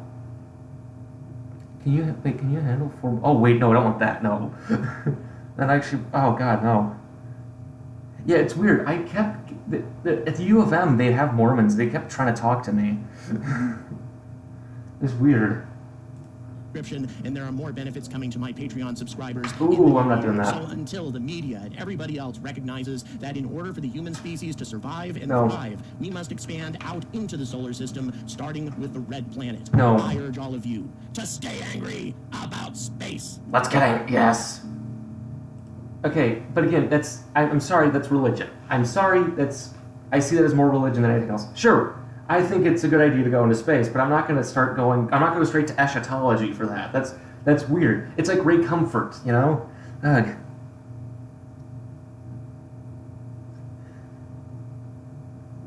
I want to go over to Utah just to, because they have some of those SRB stuff over there, so.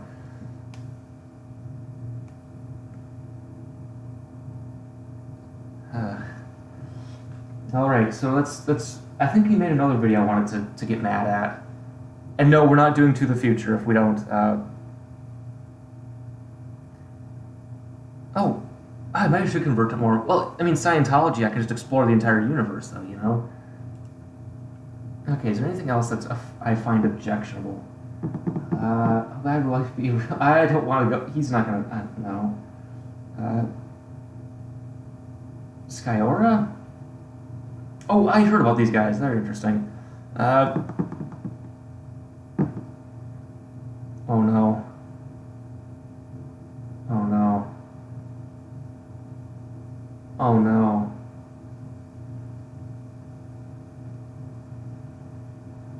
Okay, we're gonna do this one, and I'm gonna do Astro Kiwi's. Back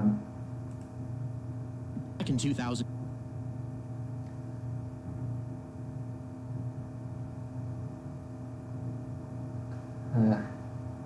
My brother is actually a Pastafarian. He's an official minister. He's got the book of everything. Okay, we're gonna do this one, and then we're gonna do Astro Kiwi's space rocket tier list. So, full screen. There we go. Actually, let's just see if everything's here. Let's look at long-term spin adjustment. Oh, yeah, that's... Yeah. I don't know if I could live in Utah.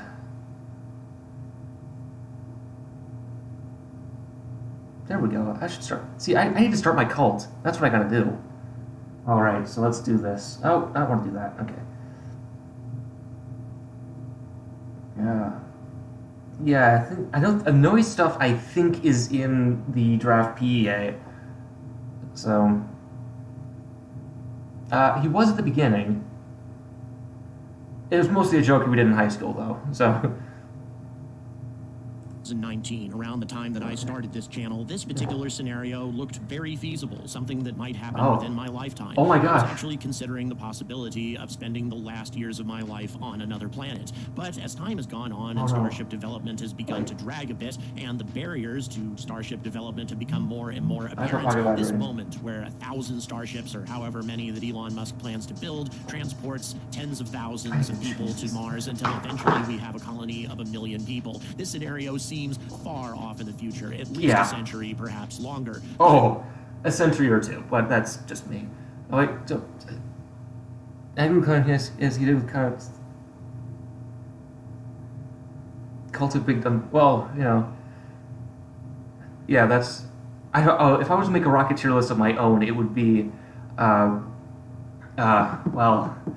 It would be way too long to do. Yeah. Hey, I'm in how many videos of hers now? I've been in 3 of them. So yeah, the Cult of Otrag. Let's get my Otrag up. Just for there we go. This is our cult, this is our holy icon.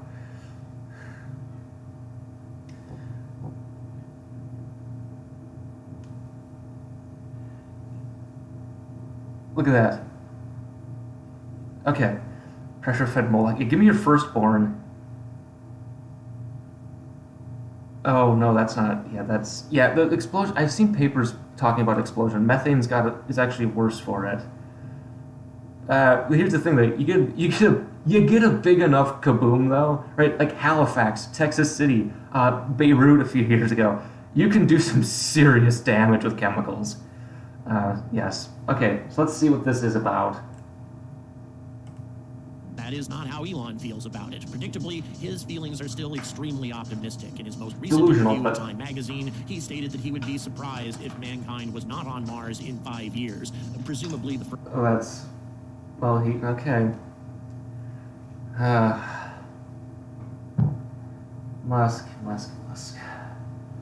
Oh, Jesus. Yes.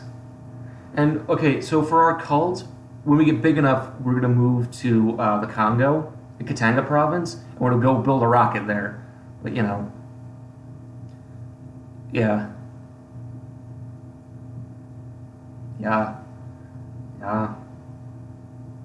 First expeditionary mission, but nevertheless, 5 years between now and mankind landing on Mars. That's not is this feasible. just another example of Elon time, or is this something that could theoretically take place? If the first manned expedition... Already, again, I think I've said this before. This is not likely.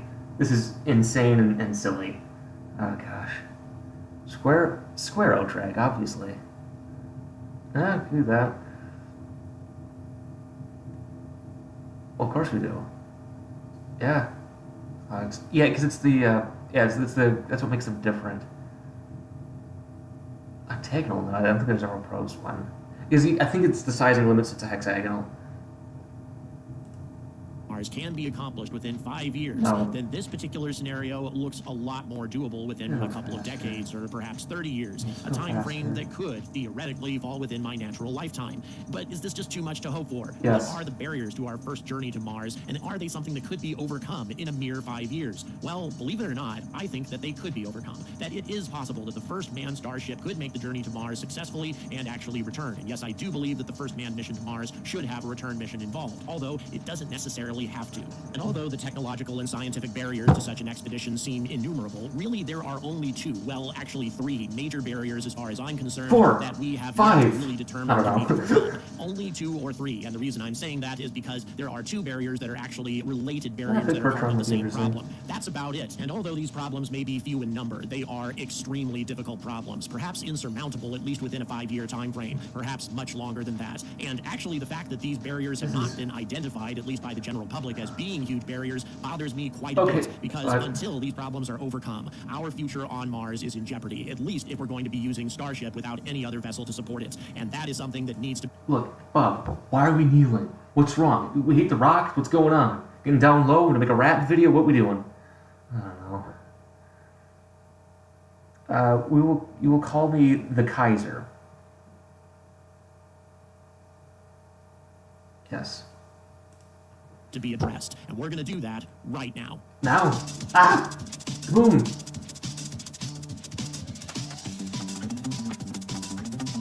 Okay. Just saying, I think my intro's better, but that's just me. Oh no, Randy.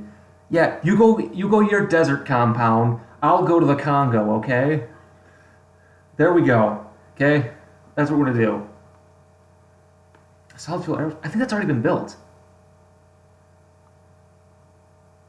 It depends on where the center of gravity is. I gotta go pick up pizza. Well, I'm gonna have a, what's it called? It's got green stuff on it. I'm gonna have that, I'm gonna have one of those after this. Supreme, I'm gonna have a Supreme after this. I'll watch some, Ozark. We could go to Brazil. We'll go to Alcantara, we'll make this work.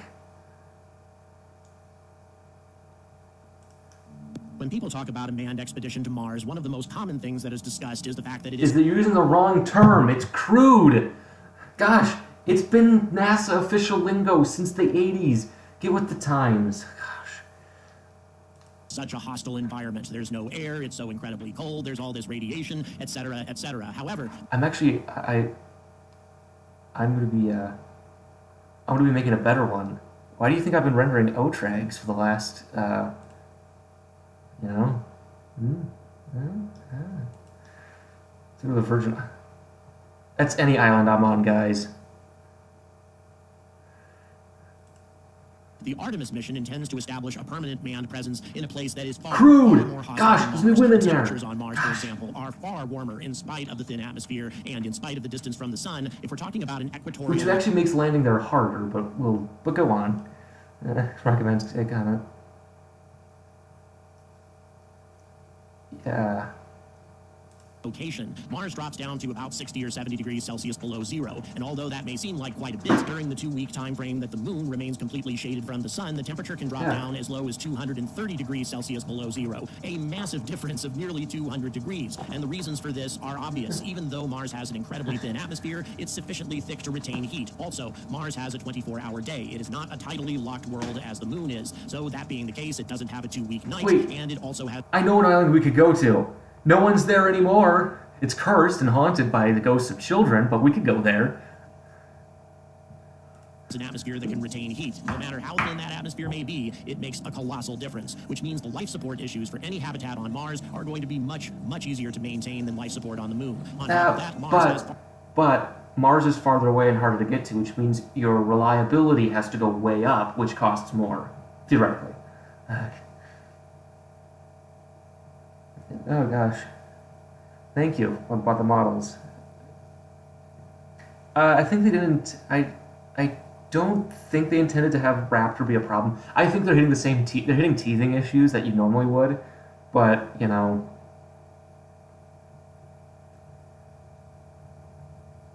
Yeah, let's go launch a crypto mining rig around. I think isn't Elon gonna launch one into space, like Doge to the moon or something? I don't know. Far more abundant water than the moon does, which is an absolute necessity to create your own atmosphere. Oh no. Isn't there... Wait, I thought I've heard... there might be more. I know a while ago there wasn't enough water to make that work. But I think there might be more water on Mars than previously thought. obviously to provide yourself with drinking water and also to grow produce. The basic necessities of survival on Mars are far more abundant than they are on the moon. So once we've learned how to survive Well, you gotta get there. Angry, you're skipping, you're putting the cart before the horse. the moon, we can definitely survive on Mars. As far as I'm concerned, once we get to Mars, actually surviving there is going to be relatively simple. It's the trip there that is the biggest barrier, which is what Elon Musk has been saying all along. So here's major barrier number one, and this barrier has actually been clearly identified by Elon and talked about a hell of a lot in most of his interviews about Mars, and that is reusability. Starship must be a reusable vessel if we are going to make the journey to Mars, because... But reusability does not necessarily mean cheap, or... Right, again, the space shuttle is a great example of this. So, yes, and that's exactly what I meant. How much will landing astronauts on Mars cost NASA? That's a good question. It depends on the architecture and what they're planning on doing. Because I think I want them to go with the deep space transport Mars semi-direct architecture. I think that would be the best option. So that would take maybe 2 or 3 SLSs every 2 years, theoretically, but...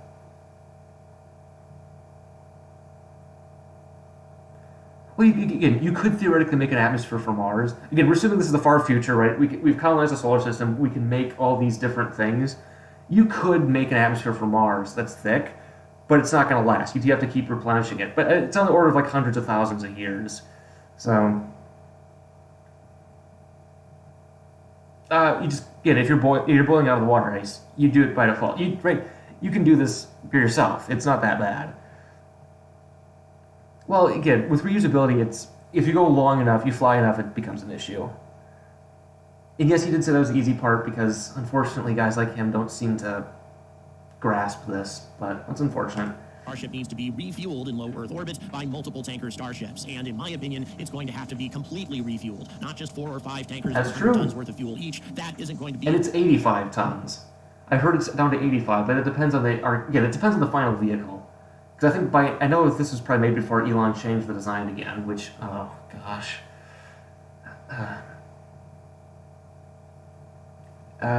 SCP probably, yeah. Solar Electric is easy enough because it's just solar. It's just big ion engines. Those are being developed right now. So you'd have to bring it. You have to bring a lot of stuff with you. That's the problem. Well, yeah. So Mars is effectively a vacuum, except when you're landing on it. So. SCW, those are pretty cool. Let's see. See ya, Eric. It's Lot C? Lot C? I don't know how to pronounce things. I can't pronounce my own name half the time, so... Yeah. Well, what'd I do? Oh, jeez. Enough to do the job, in spite of what SpaceX might have to say, and I'll explain why that's the case a little bit later on. And reusability is something that has not been proven with Starship, or indeed even tested yet. We haven't done a single hop with the same Starship prototype yet. I was hoping that we were going to do it with SN15, or at least attempt it, but that is not going to be the case. And when Elon says that rapid reusability is an absolute essential, he is right. And so far, we don't know if Raptor engines are going to be reusable, how many times they can be reused, or if the rest of the ship is going to stand up to one use after another. It is more complicated than the Falcon 9 boosters that we reuse, although it is a very solid ship produced out of stainless steel. There are a lot of other factors that are unknown. The heat shield. Thus far, the heat tiles that SpaceX has been testing, and they didn't the landing legs not work on the last few launches? I swear I heard that they didn't work, but I don't know. The problem is they can't really do anything until the draft PA is passed, and that's probably not gonna. I hope it does not pass, not because I have animosity towards it. It's just it's inadequate. It needs the full environmental impact statement. Orbit transfer. There we go. There we go. That's how we should do it. I say we just slam Enceladus into Venus myself. You know. Oh, we do 2 halves. 1 half for Mars, 1 half for Venus. If we're gonna cut them in half, you know. If there's any life there, we don't need it. Fundamentally, yeah, you can look. There's old X-33 proposals. The souped-up DCX would have used a belly flop maneuver. Just there's no people on it. That's the difference, I think. Yeah, it seems like they're having a lot of trouble with Raptor 1. So, it's just a problem with what they're trying to do. They're trying to push the ultimate limits, which doesn't make sense. if you want to do a rapidly reusable system, that means your engine's got to be easy to repair. So I don't know. Oh yeah, Neuralink is just a scam. That I don't know what he's doing with that. I'm not an expert on that kind of stuff, but yeah, we'll build a big pressure fed and salad They've been this. testing a variety of them, are extremely resilient when we're talking about heat, but they have a nasty habit of becoming detached, and that's just under a normal flight situation up to 10,000 meters. What happens when they go all the way to orbit, and then the ship has to re-enter? Assuming the heat shield even survives that complete experience, is it going to be solid and reliable for another use without an extreme amount of work to make sure that all of the tiles are still in good shape? That is a Failure, learning opportunity. Depends on how you want to look at it. It depends what you're asking, right? SLS has a problem? Failure. Yeah. Yeah. When I did my my senior design project, the vehicle we ended up making, I'm going to talk about it later this year. We ended up using 250 kilowatt solar panels on it. It's bigger than the ISS. These, I think the Rosas or the Ultraflex ones. They're just enormous. So, yeah, it's yeah. Well, yeah, I think the Mars ship was 40 tons back then. So it's not as bad. It would use chemical propulsion to go. I'll talk about this when I redesign Cletus. big unanswered question right now, because it is a fundamentally different system than what we used on the space shuttle. How rapidly can... Yeah, it's similar. It's fundamentally different. Nah, it depends. I'd have to look at the chemistry of it, but Starship be turned around from landing and taking off? Is it going to be 24 hours or even less than that, as Elon has assured us, or is it going to be weeks or perhaps even months? The turnaround time for Falcon 9 boosters has proven to be extremely short, just a couple of weeks at this point. But Falcon 9 boosters are not Starships. Falcon 9 boosters don't have to go through the fiery inferno of re-entry. They don't have to go all the way to orbit. It's a completely different and far less challenging problem than bringing Starship back. No. But that's reusing it. So I have some issues as to whether or not the reusability of Starship is going to live up to its original design intentions. That being the case, the second issue could prove to be a lot more challenging. Oh, okay, so the landing legs could just be so those could just be test landing legs. They'll actually build real ones later, I hope. I haven't called Coker. I don't have to do that. Than we've been thinking thus far, and that, of course, is low Earth orbit refueling. And here's where the challenge of the reusability factor comes into play. You can't leave a Starship in orbit indefinitely and hope for the fuel to survive the experience. Propellant boil-off will take out approximately 1% of the ship's fuel per month. Now, that may not sound like a great I know he's saying. I know exactly what he's got. In orbit for months or years, that means you're losing fuel as fast as you're putting it into the ship. So you're going to need to have vessels that can be reused rapidly, or you're going to need 12 or 13 Starships on ice that can be quickly... Or you build... Or you design your Mars ship to have better insulation. You build a special version of it. That's the obvious solution. I don't know how he misses that, but Vay.rent. Okay. Yeah, it's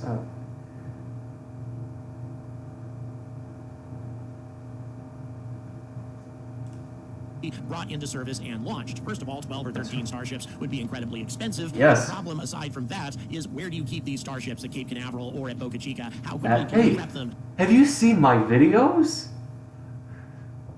It's weird. How quickly can you carry out the static fires and pre-flight checks before you launch them? So many things that have to be done with a Starship before you can launch it. Just keeping 12 or 13 of them on hand in close proximity to a launch pad is practically impossible. And that's just... I think there's an alternate history. It's Kalima's Shadow, I think, that has Liberty, which I think is similar to that. Well, to build a moonbase, again, I just think it boils down to they're just not interested in building it. What about the HTP propane and HTP ethane have an ISP of 242 at CL, vacuum at 3,000 psi, high bulk density and moderate performance. But you also got to remember, though, if you're building a big pressure-fed system, that's 300 psi, 200 to 300 psi. That's the thing. So it's not gonna be good. So, little rocket. I need to. Yeah, that's true. Yeah, I wrote on propellant too. I like finding these weird ones.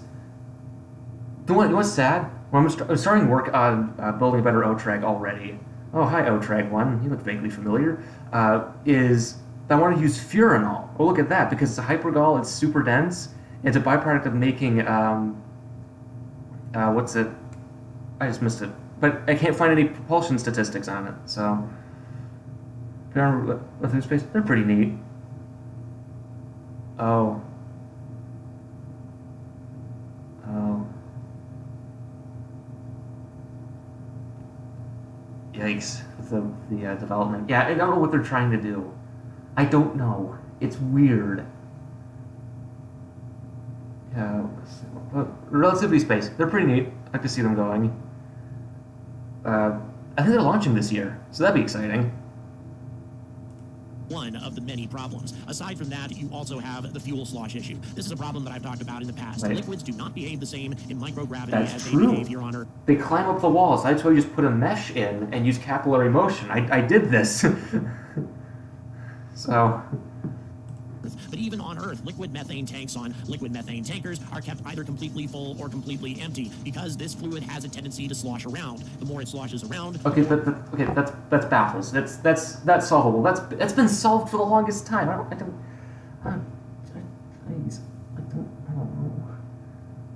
What are you guys getting at? Angry.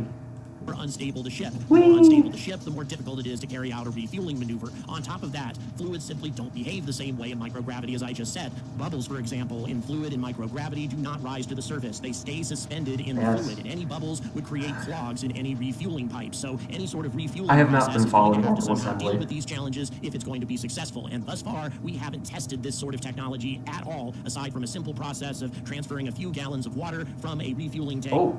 You've got Orbital Express. Got him. And I know NASA Glenn's been doing this because I didn't design the propellant transfer system on my senior design, but the guy who did talked to the guy who basically invented what we did for an hour and a half. I actually have his doctoral thesis. It's really interesting. But yeah, again, there's been tests. I know there's talk of doing. Again, I know there's a launch coming up this year that's going to do some of this stuff, but furanol. Yeah, it's furanol. How do I spell furfil? I can't spell furfil alcohol. Yeah, it's fufa. There we go. Let's get back up to this. There we go. Yeah, I know Bruce Dunn talked about it, so. Minor space station. Yeah, where's some of these? Yeah, the one that's the big, the one I was in the video on that one. It's yeah. All 40. Yeah, there's been more fluid mechanics tests in space. I just don't think he knows about them. To the ISS water tanks. That's it. So there are a lot of unknowns when it comes to fuel slosh, when it comes to propellant getting clogged in the system, and many other It wouldn't be a clog though. It's vapor ingestion that's the issue, and that's a propellant maintenance problem.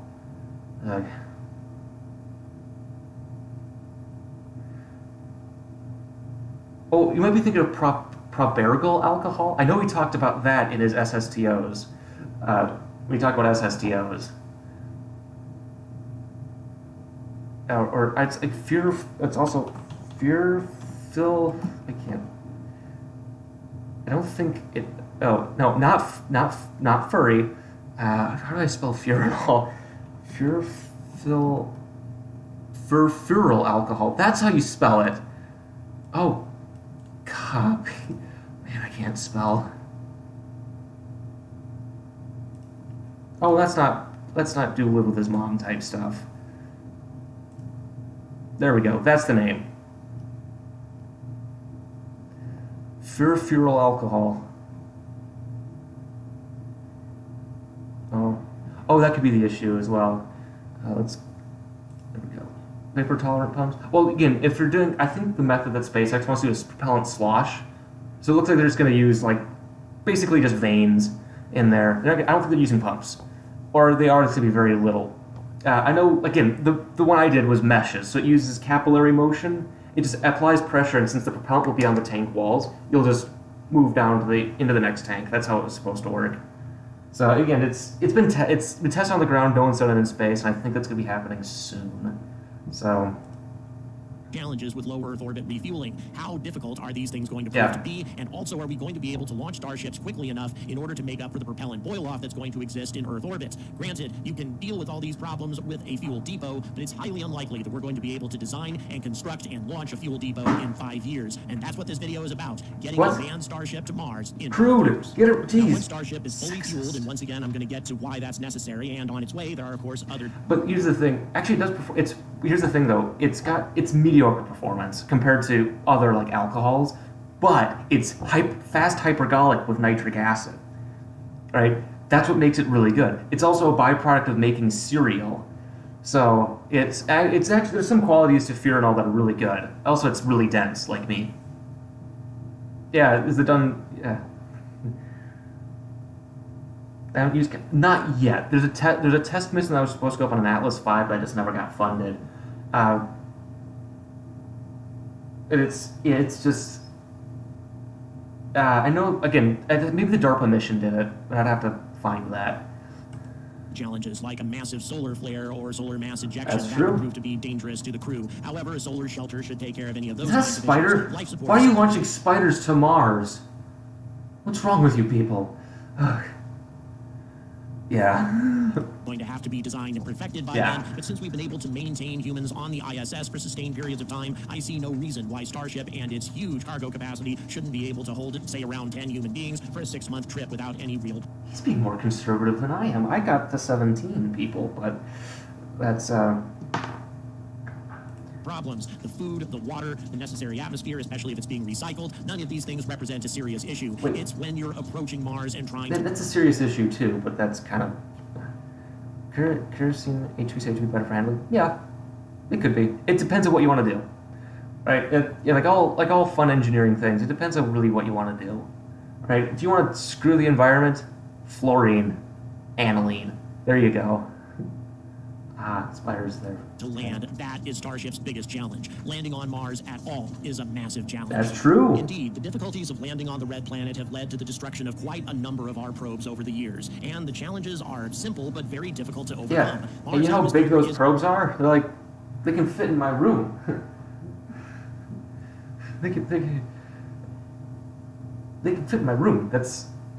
incredibly thin. Therefore, using the atmosphere to slow down, to decelerate so you don't have to use as much fuel, is not a method that is nearly as reliable as using the same principle on Earth. As a matter of fact, it's 100 times more difficult because the Martian atmosphere is only 1% that of Earth. It's actually substantially less than that. Consequently, terminal velocity on Mars is 1,000 kilometers per hour, as opposed to approximately 200 kilometers per hour on Earth for a skydiver who has his arms out and is doing his best to reduce his speed. Starship, utilizing its flaps and fins, would be no different. Its terminal velocity would be at least... Oh, that's old Starship. It's old design. Okay. I'm not an aerodynamicist, so this part is just... I don't know. But it's... Favorite rocket? Oh, I had this thought out once. I like Percheron. Amrock is pretty cool. Conestoga's neat. I like the Titan family. So... I like the Titan. Titan 3 is pretty cool. 800 kilometers per hour, and that's being very generous in my opinion. And it's what I frequently called the SpaceX Starship suicide dive. Now, I have some serious questions about this simulation from SpaceX. First of all, how the hell... Yeah, why is it not red? Where's Mars? Starship isn't a web. What's going on here? Hypergolic... Oh. It's the NTO, I think, that's the most expensive. I think NTO is $6 a kilogram now. It used to be 60 cents. Now it's not, because it's not, you know. Yeah. Ooh, VentureStar is pretty neat looking, but I'm a sucker for big pressure feds myself, for whatever reason. Updated 290 psi, miles ratio of 4, ethane, yeah. Yeah. Again, I've been, yeah. When I do designing a better O-Trag in December, you know, I'll be looking at this kind of stuff. Also, I'm going to need people to check my math in about, I think, August. So it's going to be engine performance estimation and then structural stuff. Yeah, it's going to be a big one. So, yeah, Titan 3 is awesome. Why do you think I used the footage of it in some of my transitions? does it loop up from 5 kilometers to 10 kilometers without using the engines. That's simply impossible. That's aerodynamics, though. It's... okay. And we haven't seen Starship do that in any of its tests thus far. Aerospikes. Now the drop from 10... Actually, I've seen part of those aerospikes on the Arsenal. I've seen one of them, like a piece of one. Kilometers to about 2 kilometers is close to accurate, a little over 600 kilometers per hour, but once it hits 2 kilometers, at that point it really needs to be hitting its engine. We've already collaborated. I've been in one of their videos already. The orbital disassembly. I talked about launch azimuths. However, it's not designed to. My question is, how does it decelerate from 600 kilometers per hour when it's 2 kilometers up to the velocity that it supposedly has at this stage? There is... I think the engines are firing. See, I think that's what this is. The engines are firing. That's the... Yeah, that was the vacuum... Not vacuum, it was at sea level. Well, yeah, HTTP doesn't like your face, but, you know... is a theory out there, and I have it linked in the description, that the speed of any object is going to drop substantially once you hit that 2 kilometer mark, that the density of Mars' atmosphere increases. Engines firing. I don't know. It's SOS. Oh, those guys. Yeah, those cool too. Yeah, those are pretty neat. Radically at that point, and so if you use that abruptly dense atmosphere to slow you down radically during the final 2 kilometers, then you only really need to use the engines during the last few hundred meters of the descent, or so the argument goes. Here's the problem: we haven't seen that theory in practice. See, you gotta prove that, you know? During any of our attempted landings on Mars. Instead, we've seen completely the opposite. Perseverance and also Curiosity have both had to use braking thrusters and parachutes and a sky crane just to land 1 ton successfully on the surface of Mars. Hey, he understands the scale of the problem, finally. That's good. 1 ton. So what in the name of God makes us think that we are going to be able to land 100 tons of Starship and 100 tons worth of cargo at minimum, utilizing very small fins and flaps, as opposed to, say, an aircraft trying to land or something? Well, again, if you're going fast enough, then the aero surfaces will work. Because you're going fast, right? I'm not, again, aero... Oh, the one problem with HTTP, though, is if you try to make it at home, you end up on a list. That's what happens. Which, by the way, also couldn't be done on Mars, given how thin the... Oh. Neat. Alcubierre relays. Well, that's neat. atmosphere is. What makes us think that something is going to be able to aerodynamically decelerate to that extent? Personally, I think it's not going to decelerate it much at all. And this is not because I'm an aerodynamic expert. It's because of... Oh. Angry. You say that first, and then you talk about it. That's what I do whenever I bring up electrical engineering. I don't know anything about electrical engineering. My dad's an electrical engineer, you know?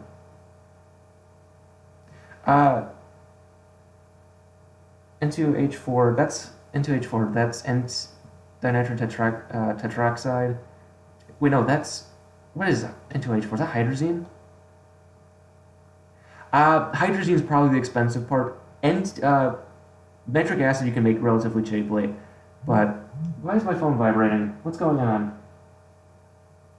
Oh, ignore I have a streak freeze dual window. Don't shoot me. Who's following me? A squid is following me. That's okay. Okay. Ah. Oh, my sympathies. Electrical engineering is the work of the devil. Trust me, it is. Yeah, the hydrazine's probably really expensive at this point due to its environmental and human effects. So... I've observed thus far with all of the Starship tests in Earth's atmosphere, which is 100 times as dense. As you can see, the clock is at about 4.5 minutes when Starship begins to make its descent from 10,000 meters. But you gotta remember, though, Angry, the atmosphere is different densities. It's got different aerodynamic properties and drag. You also gotta remember that the propellant and payload will have different, change the center of lift and the center of mass. Isn't he like KSP? Paying for launch Cassini. Yeah. Oh, yeah. Okay, I'll forgive you for being a space plane. We need, big pressure feds, It is utilizing its flaps and fins in order to maneuver itself back to the landing pad, which it does with great efficiency and precision. Extremely impressive, but look how fast it descends from 10 kilometers to the point to when its engines have to cut in just a few hundred meters above the surface of the plane. Well, that's why it's not going to carry people for a while. That's kind of obvious, but... Yeah, parachutes. I've heard of those. We've just passed a little bit more than 1 minute, okay? So we're talking 10 kilometers in just over a minute, and it's just about to cut in its engines here in a moment, and here we go, 90 seconds. If you've ever welded, you've seen that color. I like the look of that. It's just the combustion, the big combustion. I love that look. It's really cool. It'll blind you, but it's really neat. To go from 10 kilometers to less than 1. Come on, show it blow up. Show it blow up. Show it blow up. Oh, come on. You should have picked one that blew up. That's hilarious. That's what I'd do.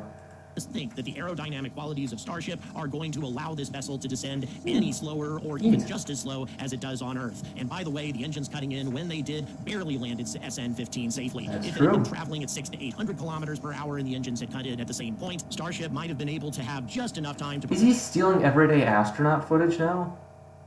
Oh, jeez. Oh, belly flop maneuver. That's what you just got to do. With all these things, you just got to run the simulations, build an FEA model, and hate yourself while it's running.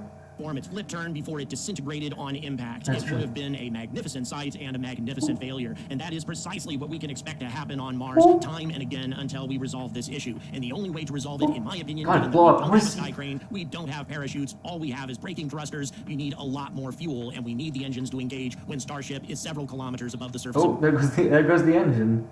That's not good. Created? That's a good question, isn't it? The problem, so here's the thing, right? Airplanes fly hundreds of times, like an airplane will fly 100 plus times before it's even put passengers on it, just from testing, right? And I think Falcon 9's been flown like 130 times in its life, so it's gonna be a long time, and this method is just dangerous. Opinion on N1. Neat system. Yeah. Mars, not a few hundred meters. And that is why Starship needs to be completely refueled before it begins its journey, because we need enough fuel in reserve to make a powered landing rather than trying to use this aerodynamic approach. Okay, but again, you're assuming that they didn't... Oh, God. Look, this is... I'm gonna sound like a SpaceX fan. You're assuming they're idiots. They're working through this. You do case scenarios. You use simulations. It's like T-Stoff and K-Stoff, I think is what it's called. LNG over kerosene, reusability advantages. Operationally, yeah, it's mostly inside your engine. It does a lot better. It doesn't coke. So if you have a heating problem, it's not gonna make gunk on the side of the engine bell or inside it, you know. So it's not gonna burn through if you want to reuse it. I think there's a few advantages to it, but I'm more of a propane guy, you know, sweet lady propane. That's just me. Frankly, just doesn't work. I mean, we've seen the evidence time and again with every test thus far. Wait, no, that's the engines that's the problem. Angry, that's the engines. Ah, jeez. No reason to believe that it's going to be any better on Mars. As a matter of fact, it's going to be 100 times worse. And here's another complication. If you leave a lot more fuel in the tanks for a landing, but you don't have the tanks completely full, the fuel slosh issue is going to be... Yeah, but you have controls for that, Angry. That's a controls problem. There's weird guys at these companies that just do that.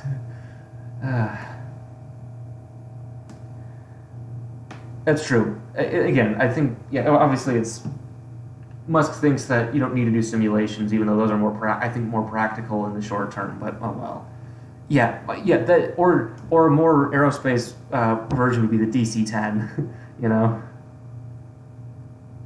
Yeah, and the Dream Chasers need, again, T-Space CXV capsules. I like capsules. It's a neat system. Yeah, sweet lady propane. Be a serious problem, especially when you try to carry out your flip turn. It's going to make the whole craft completely unstable. That's a but control, there is a simple though. solution to this problem. All you have to do is make the header tanks bigger for both the methane and the liquid oxygen, and reserve that fuel exclusively for landing. But isn't the header to maintain pressure, though? Oh, that's what those are for. I don't know. Wait, choose better. ISP technically more environmentally friendly. Yeah. Yeah.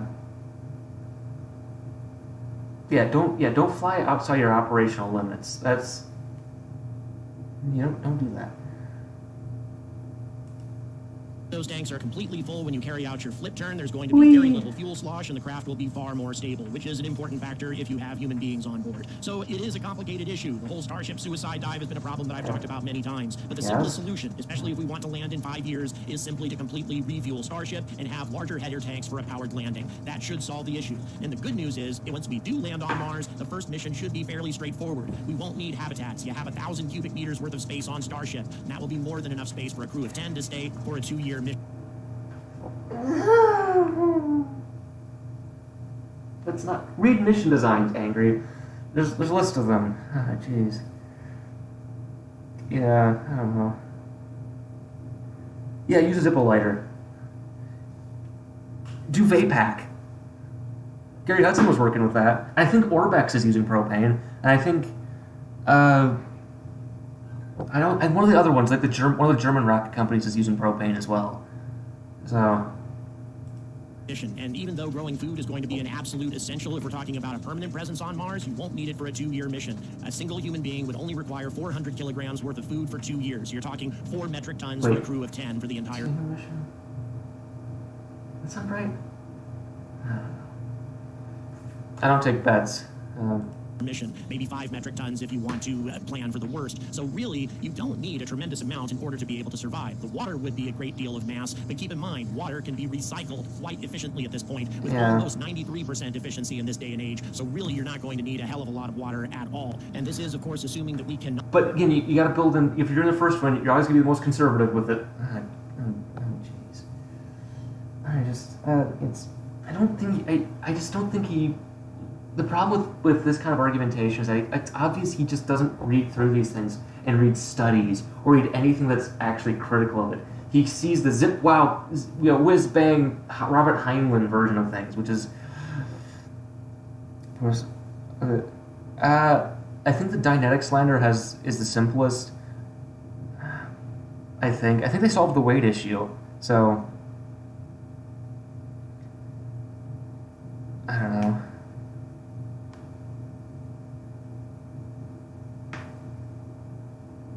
There's studies again. Atomic Rockets has a few of those actually, so you can look for those. This is just not purify and desalinate the water ice that's already on Mars, which we probably can. This is also assuming that we can't set up aeroponics or hydroponics or aquaponics on Mars to grow our own food, which we probably can. All of these... Well, you have to prove it first, Angry. That's, again, you gotta be... Your first mission's always the most conservative. No abortions, lots of guns. I don't know. Barriers are very solvable. As a matter of fact, prototypes... None of them sort of won the contract. They all suck. They all suck in their own ways, but I think of them... I think the national team lander was probably the most practical in what NASA was wanting. But it's the problem was they didn't meet the requirements. Their timetables were unrealistic. They had no funding estimates. They screwed up. But I think that kind of design is probably the most practical for what NASA wants initially. Dynetics is pretty neat, but you know, VAPAC used yeah. There's a lot of propellants that could do VAPAC. It turned out. Combustion tap-off cycle. Tap-off's the one where you use combustion products and run it into the tanks, right? Or, yeah. Didn't Bob Schrex come up with that? Yeah. Those are pretty neat. Again, you just gotta get them to work. Alright, it's a neat system. Some more system on ice. Same on the SS. Yeah, they should probably build a better one. There's Romulans. I was the only one with the chopstick catcher.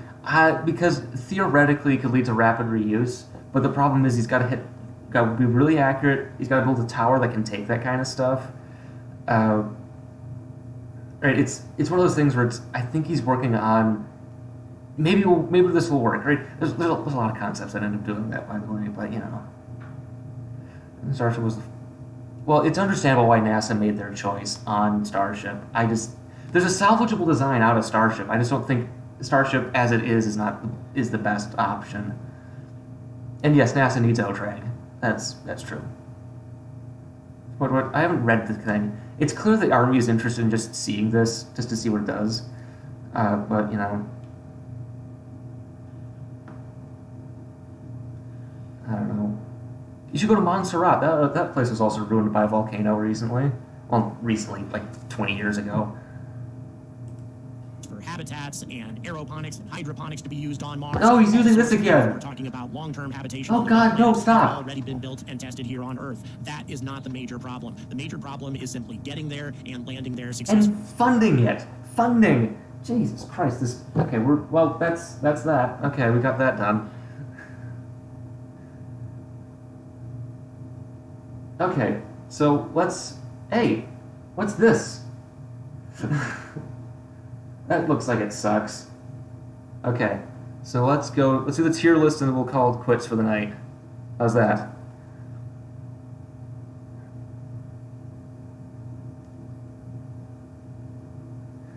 Oh, let's bring up the Otreg just for a second, just for fun. Look at that thing spin. I made this today. I'm so happy. Yeah, well, there's just an entire kind of subculture of these guys that show up. It's really weird. It's a natural outgrowth of this, but you know, it's a weird thing. I'm gonna talk about that a bit when I do my Angry Astronaut video. So yeah, it's this weird kind of subcultures kind of evolved out of these things. Write about alien civilizations, working with machines and strike. Oh my, that's okay. That's turn the friggin' frogs gay. You know. Everything you just want. I actually think she came back in those. I should have quit it. Oh. Is there one interesting, slightly more realistic? I want to do the tier list. G-Schwan of G-Schwan and Sebastian. I think she's still alive, I think. Astro Kiwi. We gotta go to that tier list. How does she have that many subscribers? She has 1.27k subscribers. Oh no. Let's see the ultimate tier list. Most apologists. Okay, let's see. 63 rockets. Where is the list? Okay.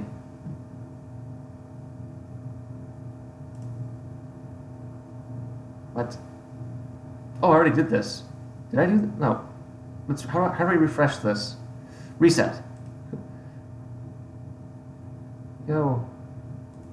No. Don't. Is it? Okay, there we go. Okay. No, you're supposed to come into the... Oh, jeez.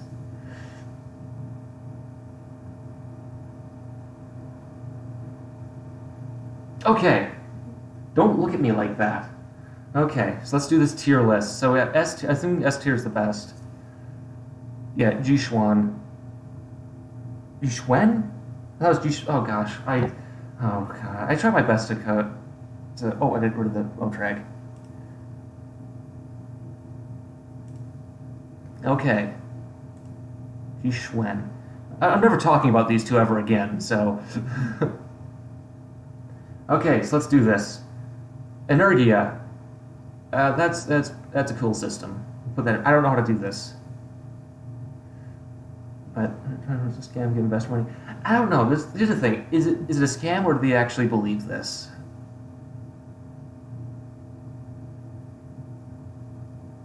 Okay, so Titan 4, A for awesome. That's a sexy rocket right there. Virgin Orbit, D, Virgin. Eco rocket. Oh, jeez. Yeah, that's weird. Angry is different, but, you know. Okay. This is Terran R, right? I think that's Terran R. That's a good Falcon 9 killer, so that's I'll put it there. New Glenn, there. Ariane 5, well, launch James Webb, so there. SRBX, as we all know, that's the best one. S for SRBX.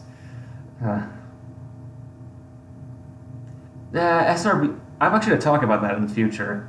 I'm going to put SRBX there just because it's just weird. Look, see that space? That's a structural engineering problem. I do structures engineering. No. Saturn 1B. See, I use Saturn 1. It didn't launch people, though, so that's good. Okay, DCX. Neat. Falcon 9.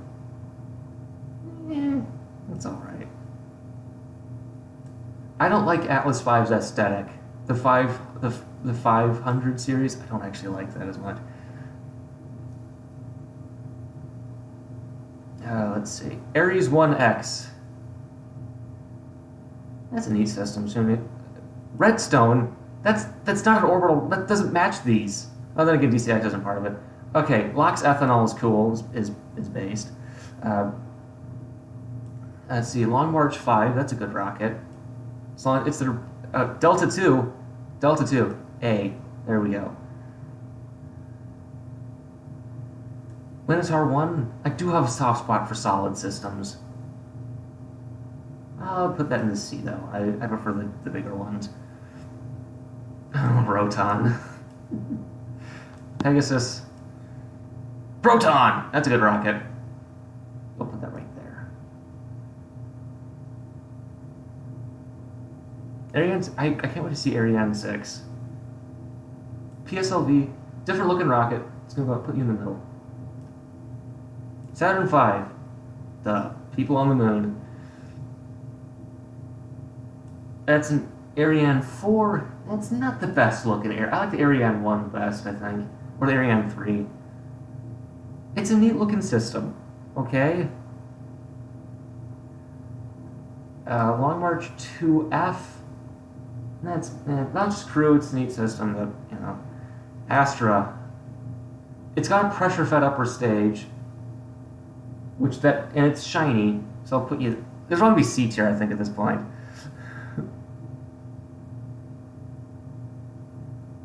Yeah. Actually, I found concept art of Saturn 4 stages strapped together because there's only one S tier rocket, okay? And it's this one. SLS, yes. Jupiter 3, that wasn't supposed to be... That was a joke, mostly. Shuttle. B, because it's...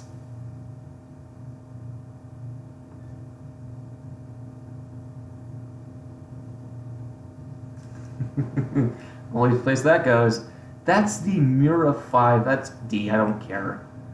GSLV. Eh. Oh, Ariane 1. That looks better. There. These are hard.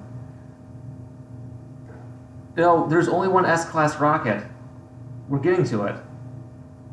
Venture Star. B for brilliant. Orbex. I think they're using propane, so that puts them in B. K1, the second one, that's B tier. Oh, Atlas, Mercury Atlas, that's a shiny rocket. I haven't put one in the F yet. Yeah, we all know that one. Is Sea Dragon? Oh, is Sea Dragon even in this? Oh, it is there. Falcon Heavy. That one's not that good looking. Sorry. I prefer Titan. Titan looks better. Firefly. Well, these are kind of bland. Starship. There's like 4 starships. Starship. Starship. Antares. It does use good Russian engines, but it's not that... Yeah, it's okay looking. Angara. Ooh, good Russian rocket there. That's A. That's a good Russian rocket. Sea Dragon. Sea Dragon wouldn't have worked, by the way. I'll talk about that.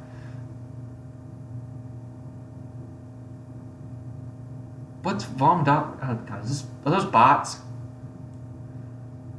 I don't know. All right, so Black Arrow got a special place in my heart. The only time Britain built a rocket and then gave up. Electron. Oh, man, it's not that interesting. Delta 4 medium 4. That's boring. Ariane 6, better rocket. It's gonna go up here with its buddy. It's gonna go up here. What the hell's this?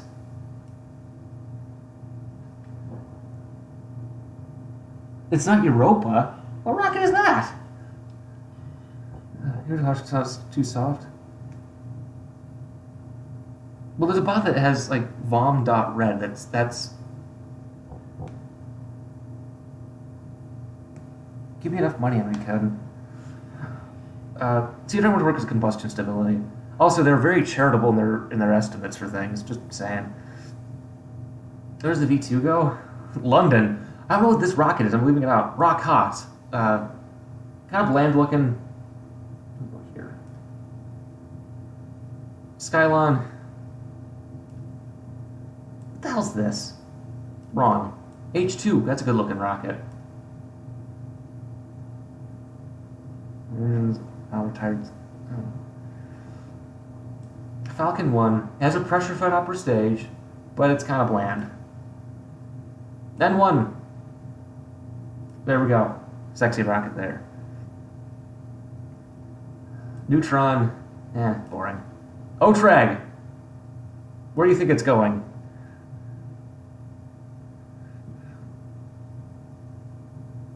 No, it's not going there, though.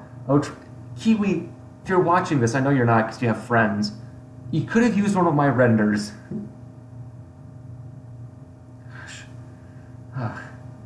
Soyuz, A. That's an A. Soyuz is a great rocket. Okay. Is that Skyora? I think it's like one of those British rockets. F. British. Britain shouldn't have access to rockets. Yeah, N1's good.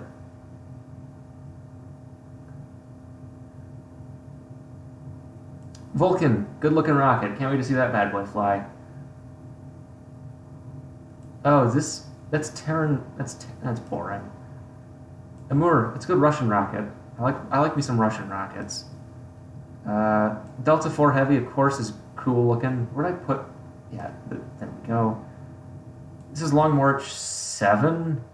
It's kerosene, so it's better looking. I like the new ones. No XSP. There's not. Yeah, 63 of these doesn't have half them. You know. Yes, the other one flew. It flew 4 times. Not very far, but it flew.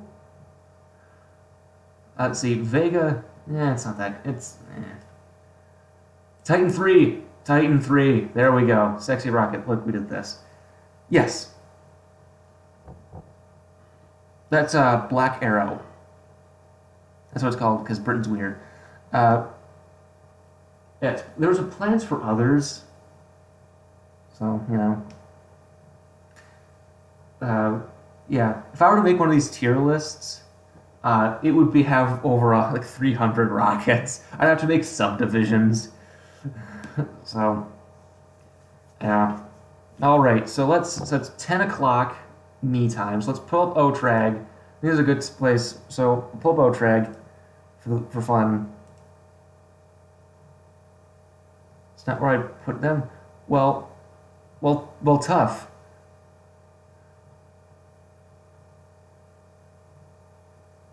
Okay, actually, I've been testing. I've been learning how to animate.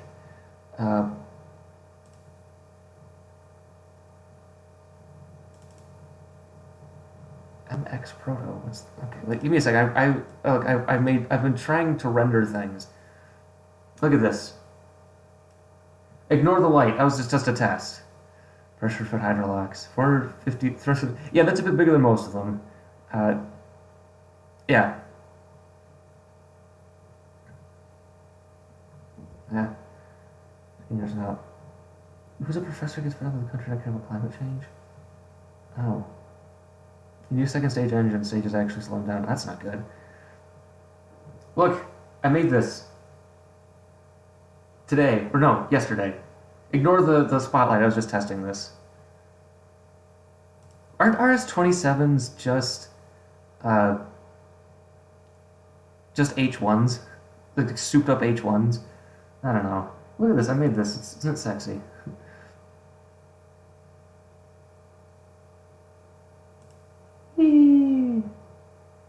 That's all I've been doing. Yeah, don't ignore this angle. I'm not doing anything with this, of course. I don't know what that would be for. I got one more. Where's the other one I made? Oh, there it is. Look at that. The camera move was unintentional. That's all I've been doing. I've been trying to learn how to render and animate things, so Yeah, I've seen pictures of that, so... Otrag merged with the Washington Monument. Wait, what do you mean? That is Otrag. No, that is stage one. You gotta remember, it's parallel stage. They're all wrapped around each other. Yeah, I'm gonna work on the animations for that. So, yeah. Axiom Space, they're interesting. I think they're the one company that didn't get selected for commercial space stations. So, yeah, they're interesting. They're kind of weird, but we'll see how they go.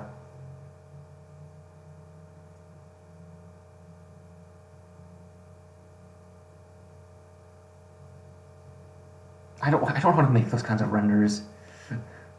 Well, yeah, of course, yeah, Square Otrag. Of course, yes, and our after our schism, we had to, yeah, Randy's off with his own hexagonal one, but it's, you know, we'll fight him. Okay, let's do another few minutes and then I'll go. I have Ozark to watch. Orbital Reef. Well, again, with all these commercial space stations rely on something that, you know, might not happen. It's interesting. It's nice. Okay, hexagonal Otrag is sexy, but look, if you want to fly in a building, you know? Why is it 25 degrees outside? Oh, man. Oh, jeez.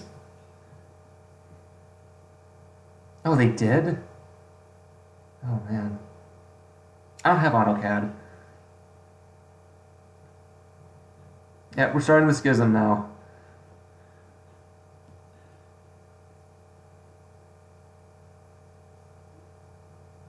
A filming guy said, yeah. That's, oh, good night. It's not, it's weird. Yeah, it's weird that they're doing. I know they already filmed one, the Russian one. They've already filmed that. I don't know about Tom Cruise doing that, but Hawk versus need. Do people need to do this? Is it right? It's some of this is kind of a chicken and egg problem where you don't know if it's. Is there a reason we're not doing it because it's too expensive? We never thought about doing this, but or is it because there is no reason to do this? There's a reason we haven't done it. You know, RD270. Which one's that? What was that one used for? I forgot what that one's used for, but yeah. That seems ISRO. I'll talk about ISRO when I do them on Know Your Rocket. Yes. Good night. Well, Gravity wasn't filmed in space. Yeah. You just CGI it, but yeah. Yes. Nitty gritty. Oh no, that's we're not gonna get nitty gritty here. Well, next time I'm gonna try to do this in the middle of the day for me. But for my European viewers, so it's not the middle of the night for them. And I'm hopefully gonna have fixed my big computer for Kerbal, so I can actually try real scale. Hopefully, I'll fix it by next month. So in about a month, I'm gonna try this again. So yeah. Oh, that's pretty neat then. That sounds like a cool engine. Yeah, it's at some point. Yeah, it might actually cross though. Because I think it's $200 million to send people to the ISS. I think. So yeah, there's movies that are cheaper than that. So, well, that'd be rude to put Tom Cruise on top of a rocket. All right, so at 10:15 by my clock, this is when we'll stop. So, we have any other things I want to cover Saturday night? Yeah, I gotta fix my computer first. And I know what the problem is, I just don't know how to fix it.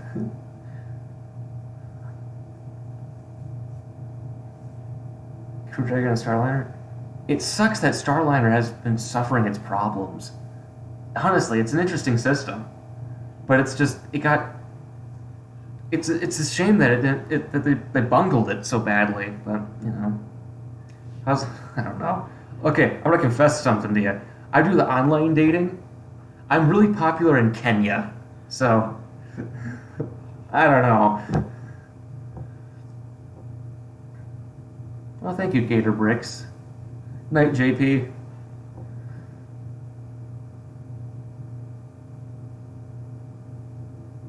70s. What's the piece?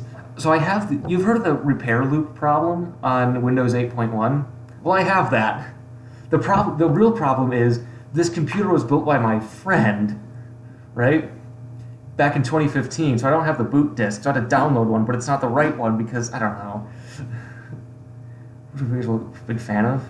I actually been doing much for video games recently. Books. I'm reading some Brian Keene right now. So I've been kind of doing that. I'm a bit of a zombie guy, so let's see. Video games. I like zombie stuff. I'm a big fan of zombies. I've been doing Dead Island, which I don't like that, but you know, as much. Left 4 Dead. Obviously, I've been trying to do more on my computer, but it's dead. Books. Let's see. Good night, Pebmets.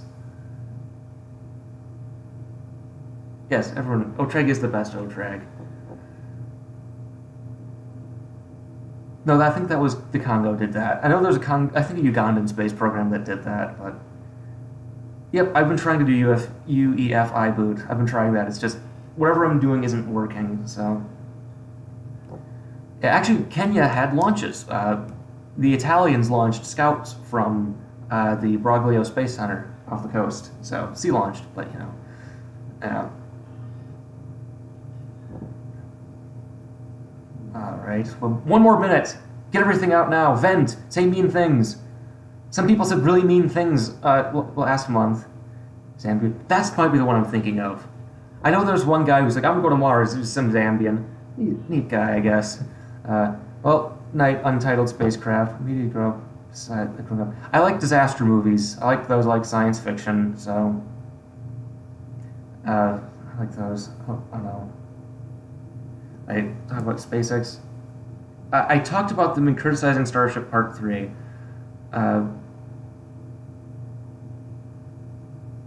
Yeah, landing on land is a good option for it. Sort of stuff. No, Left 4 Dead is amazing. Fixed computer. I am trying harder. I gotta figure out the final steps. I'm making an updated trade concept. Try to drive my hybrid. Ooh, hybrid. That's interesting. See, I'm gonna do again. December coming up is I'm going to do designing a better Otreg, and I'm going to do it, okay? I did not see Dune. I haven't been to a movie theater since Black Friday 2019, and I saw Midway, okay? Yeah. And Left 4 Dead 2 is really good, too. Both of those are very good. Could I do Look Up? Yeah, I watched Don't Look Up. It wants to be Doctor Strangelove, but I don't think it's... The problem is it's Doctor Strangelove made by the guys who did Airplane, so it doesn't really, you know... Yeah. I still liked it, though. I like the real jabs at Elon Musk and those types. The drive is not encrypted, Putin drive. Yeah, I'm going to try to see if I can do that. I'm not a computer person. Yeah. I actually have Half-Life, like the original discs. It's just none of my computers can run it at this point. But Left 4 Dead's really fun. There's Back 4 Blood, but it's made by some of the guys who thought up Left 4 Dead, but it's not as good. Well, we have to make Otreg that works. Otreg, as it was built, did not work, and it couldn't have. I'm going to fix it. Well, I started Half-Life on my old laptop, like, back in high school. I just didn't finish it. Yes. Airplane's a good film, yes. The sequel, not as much, but Airplane's funny.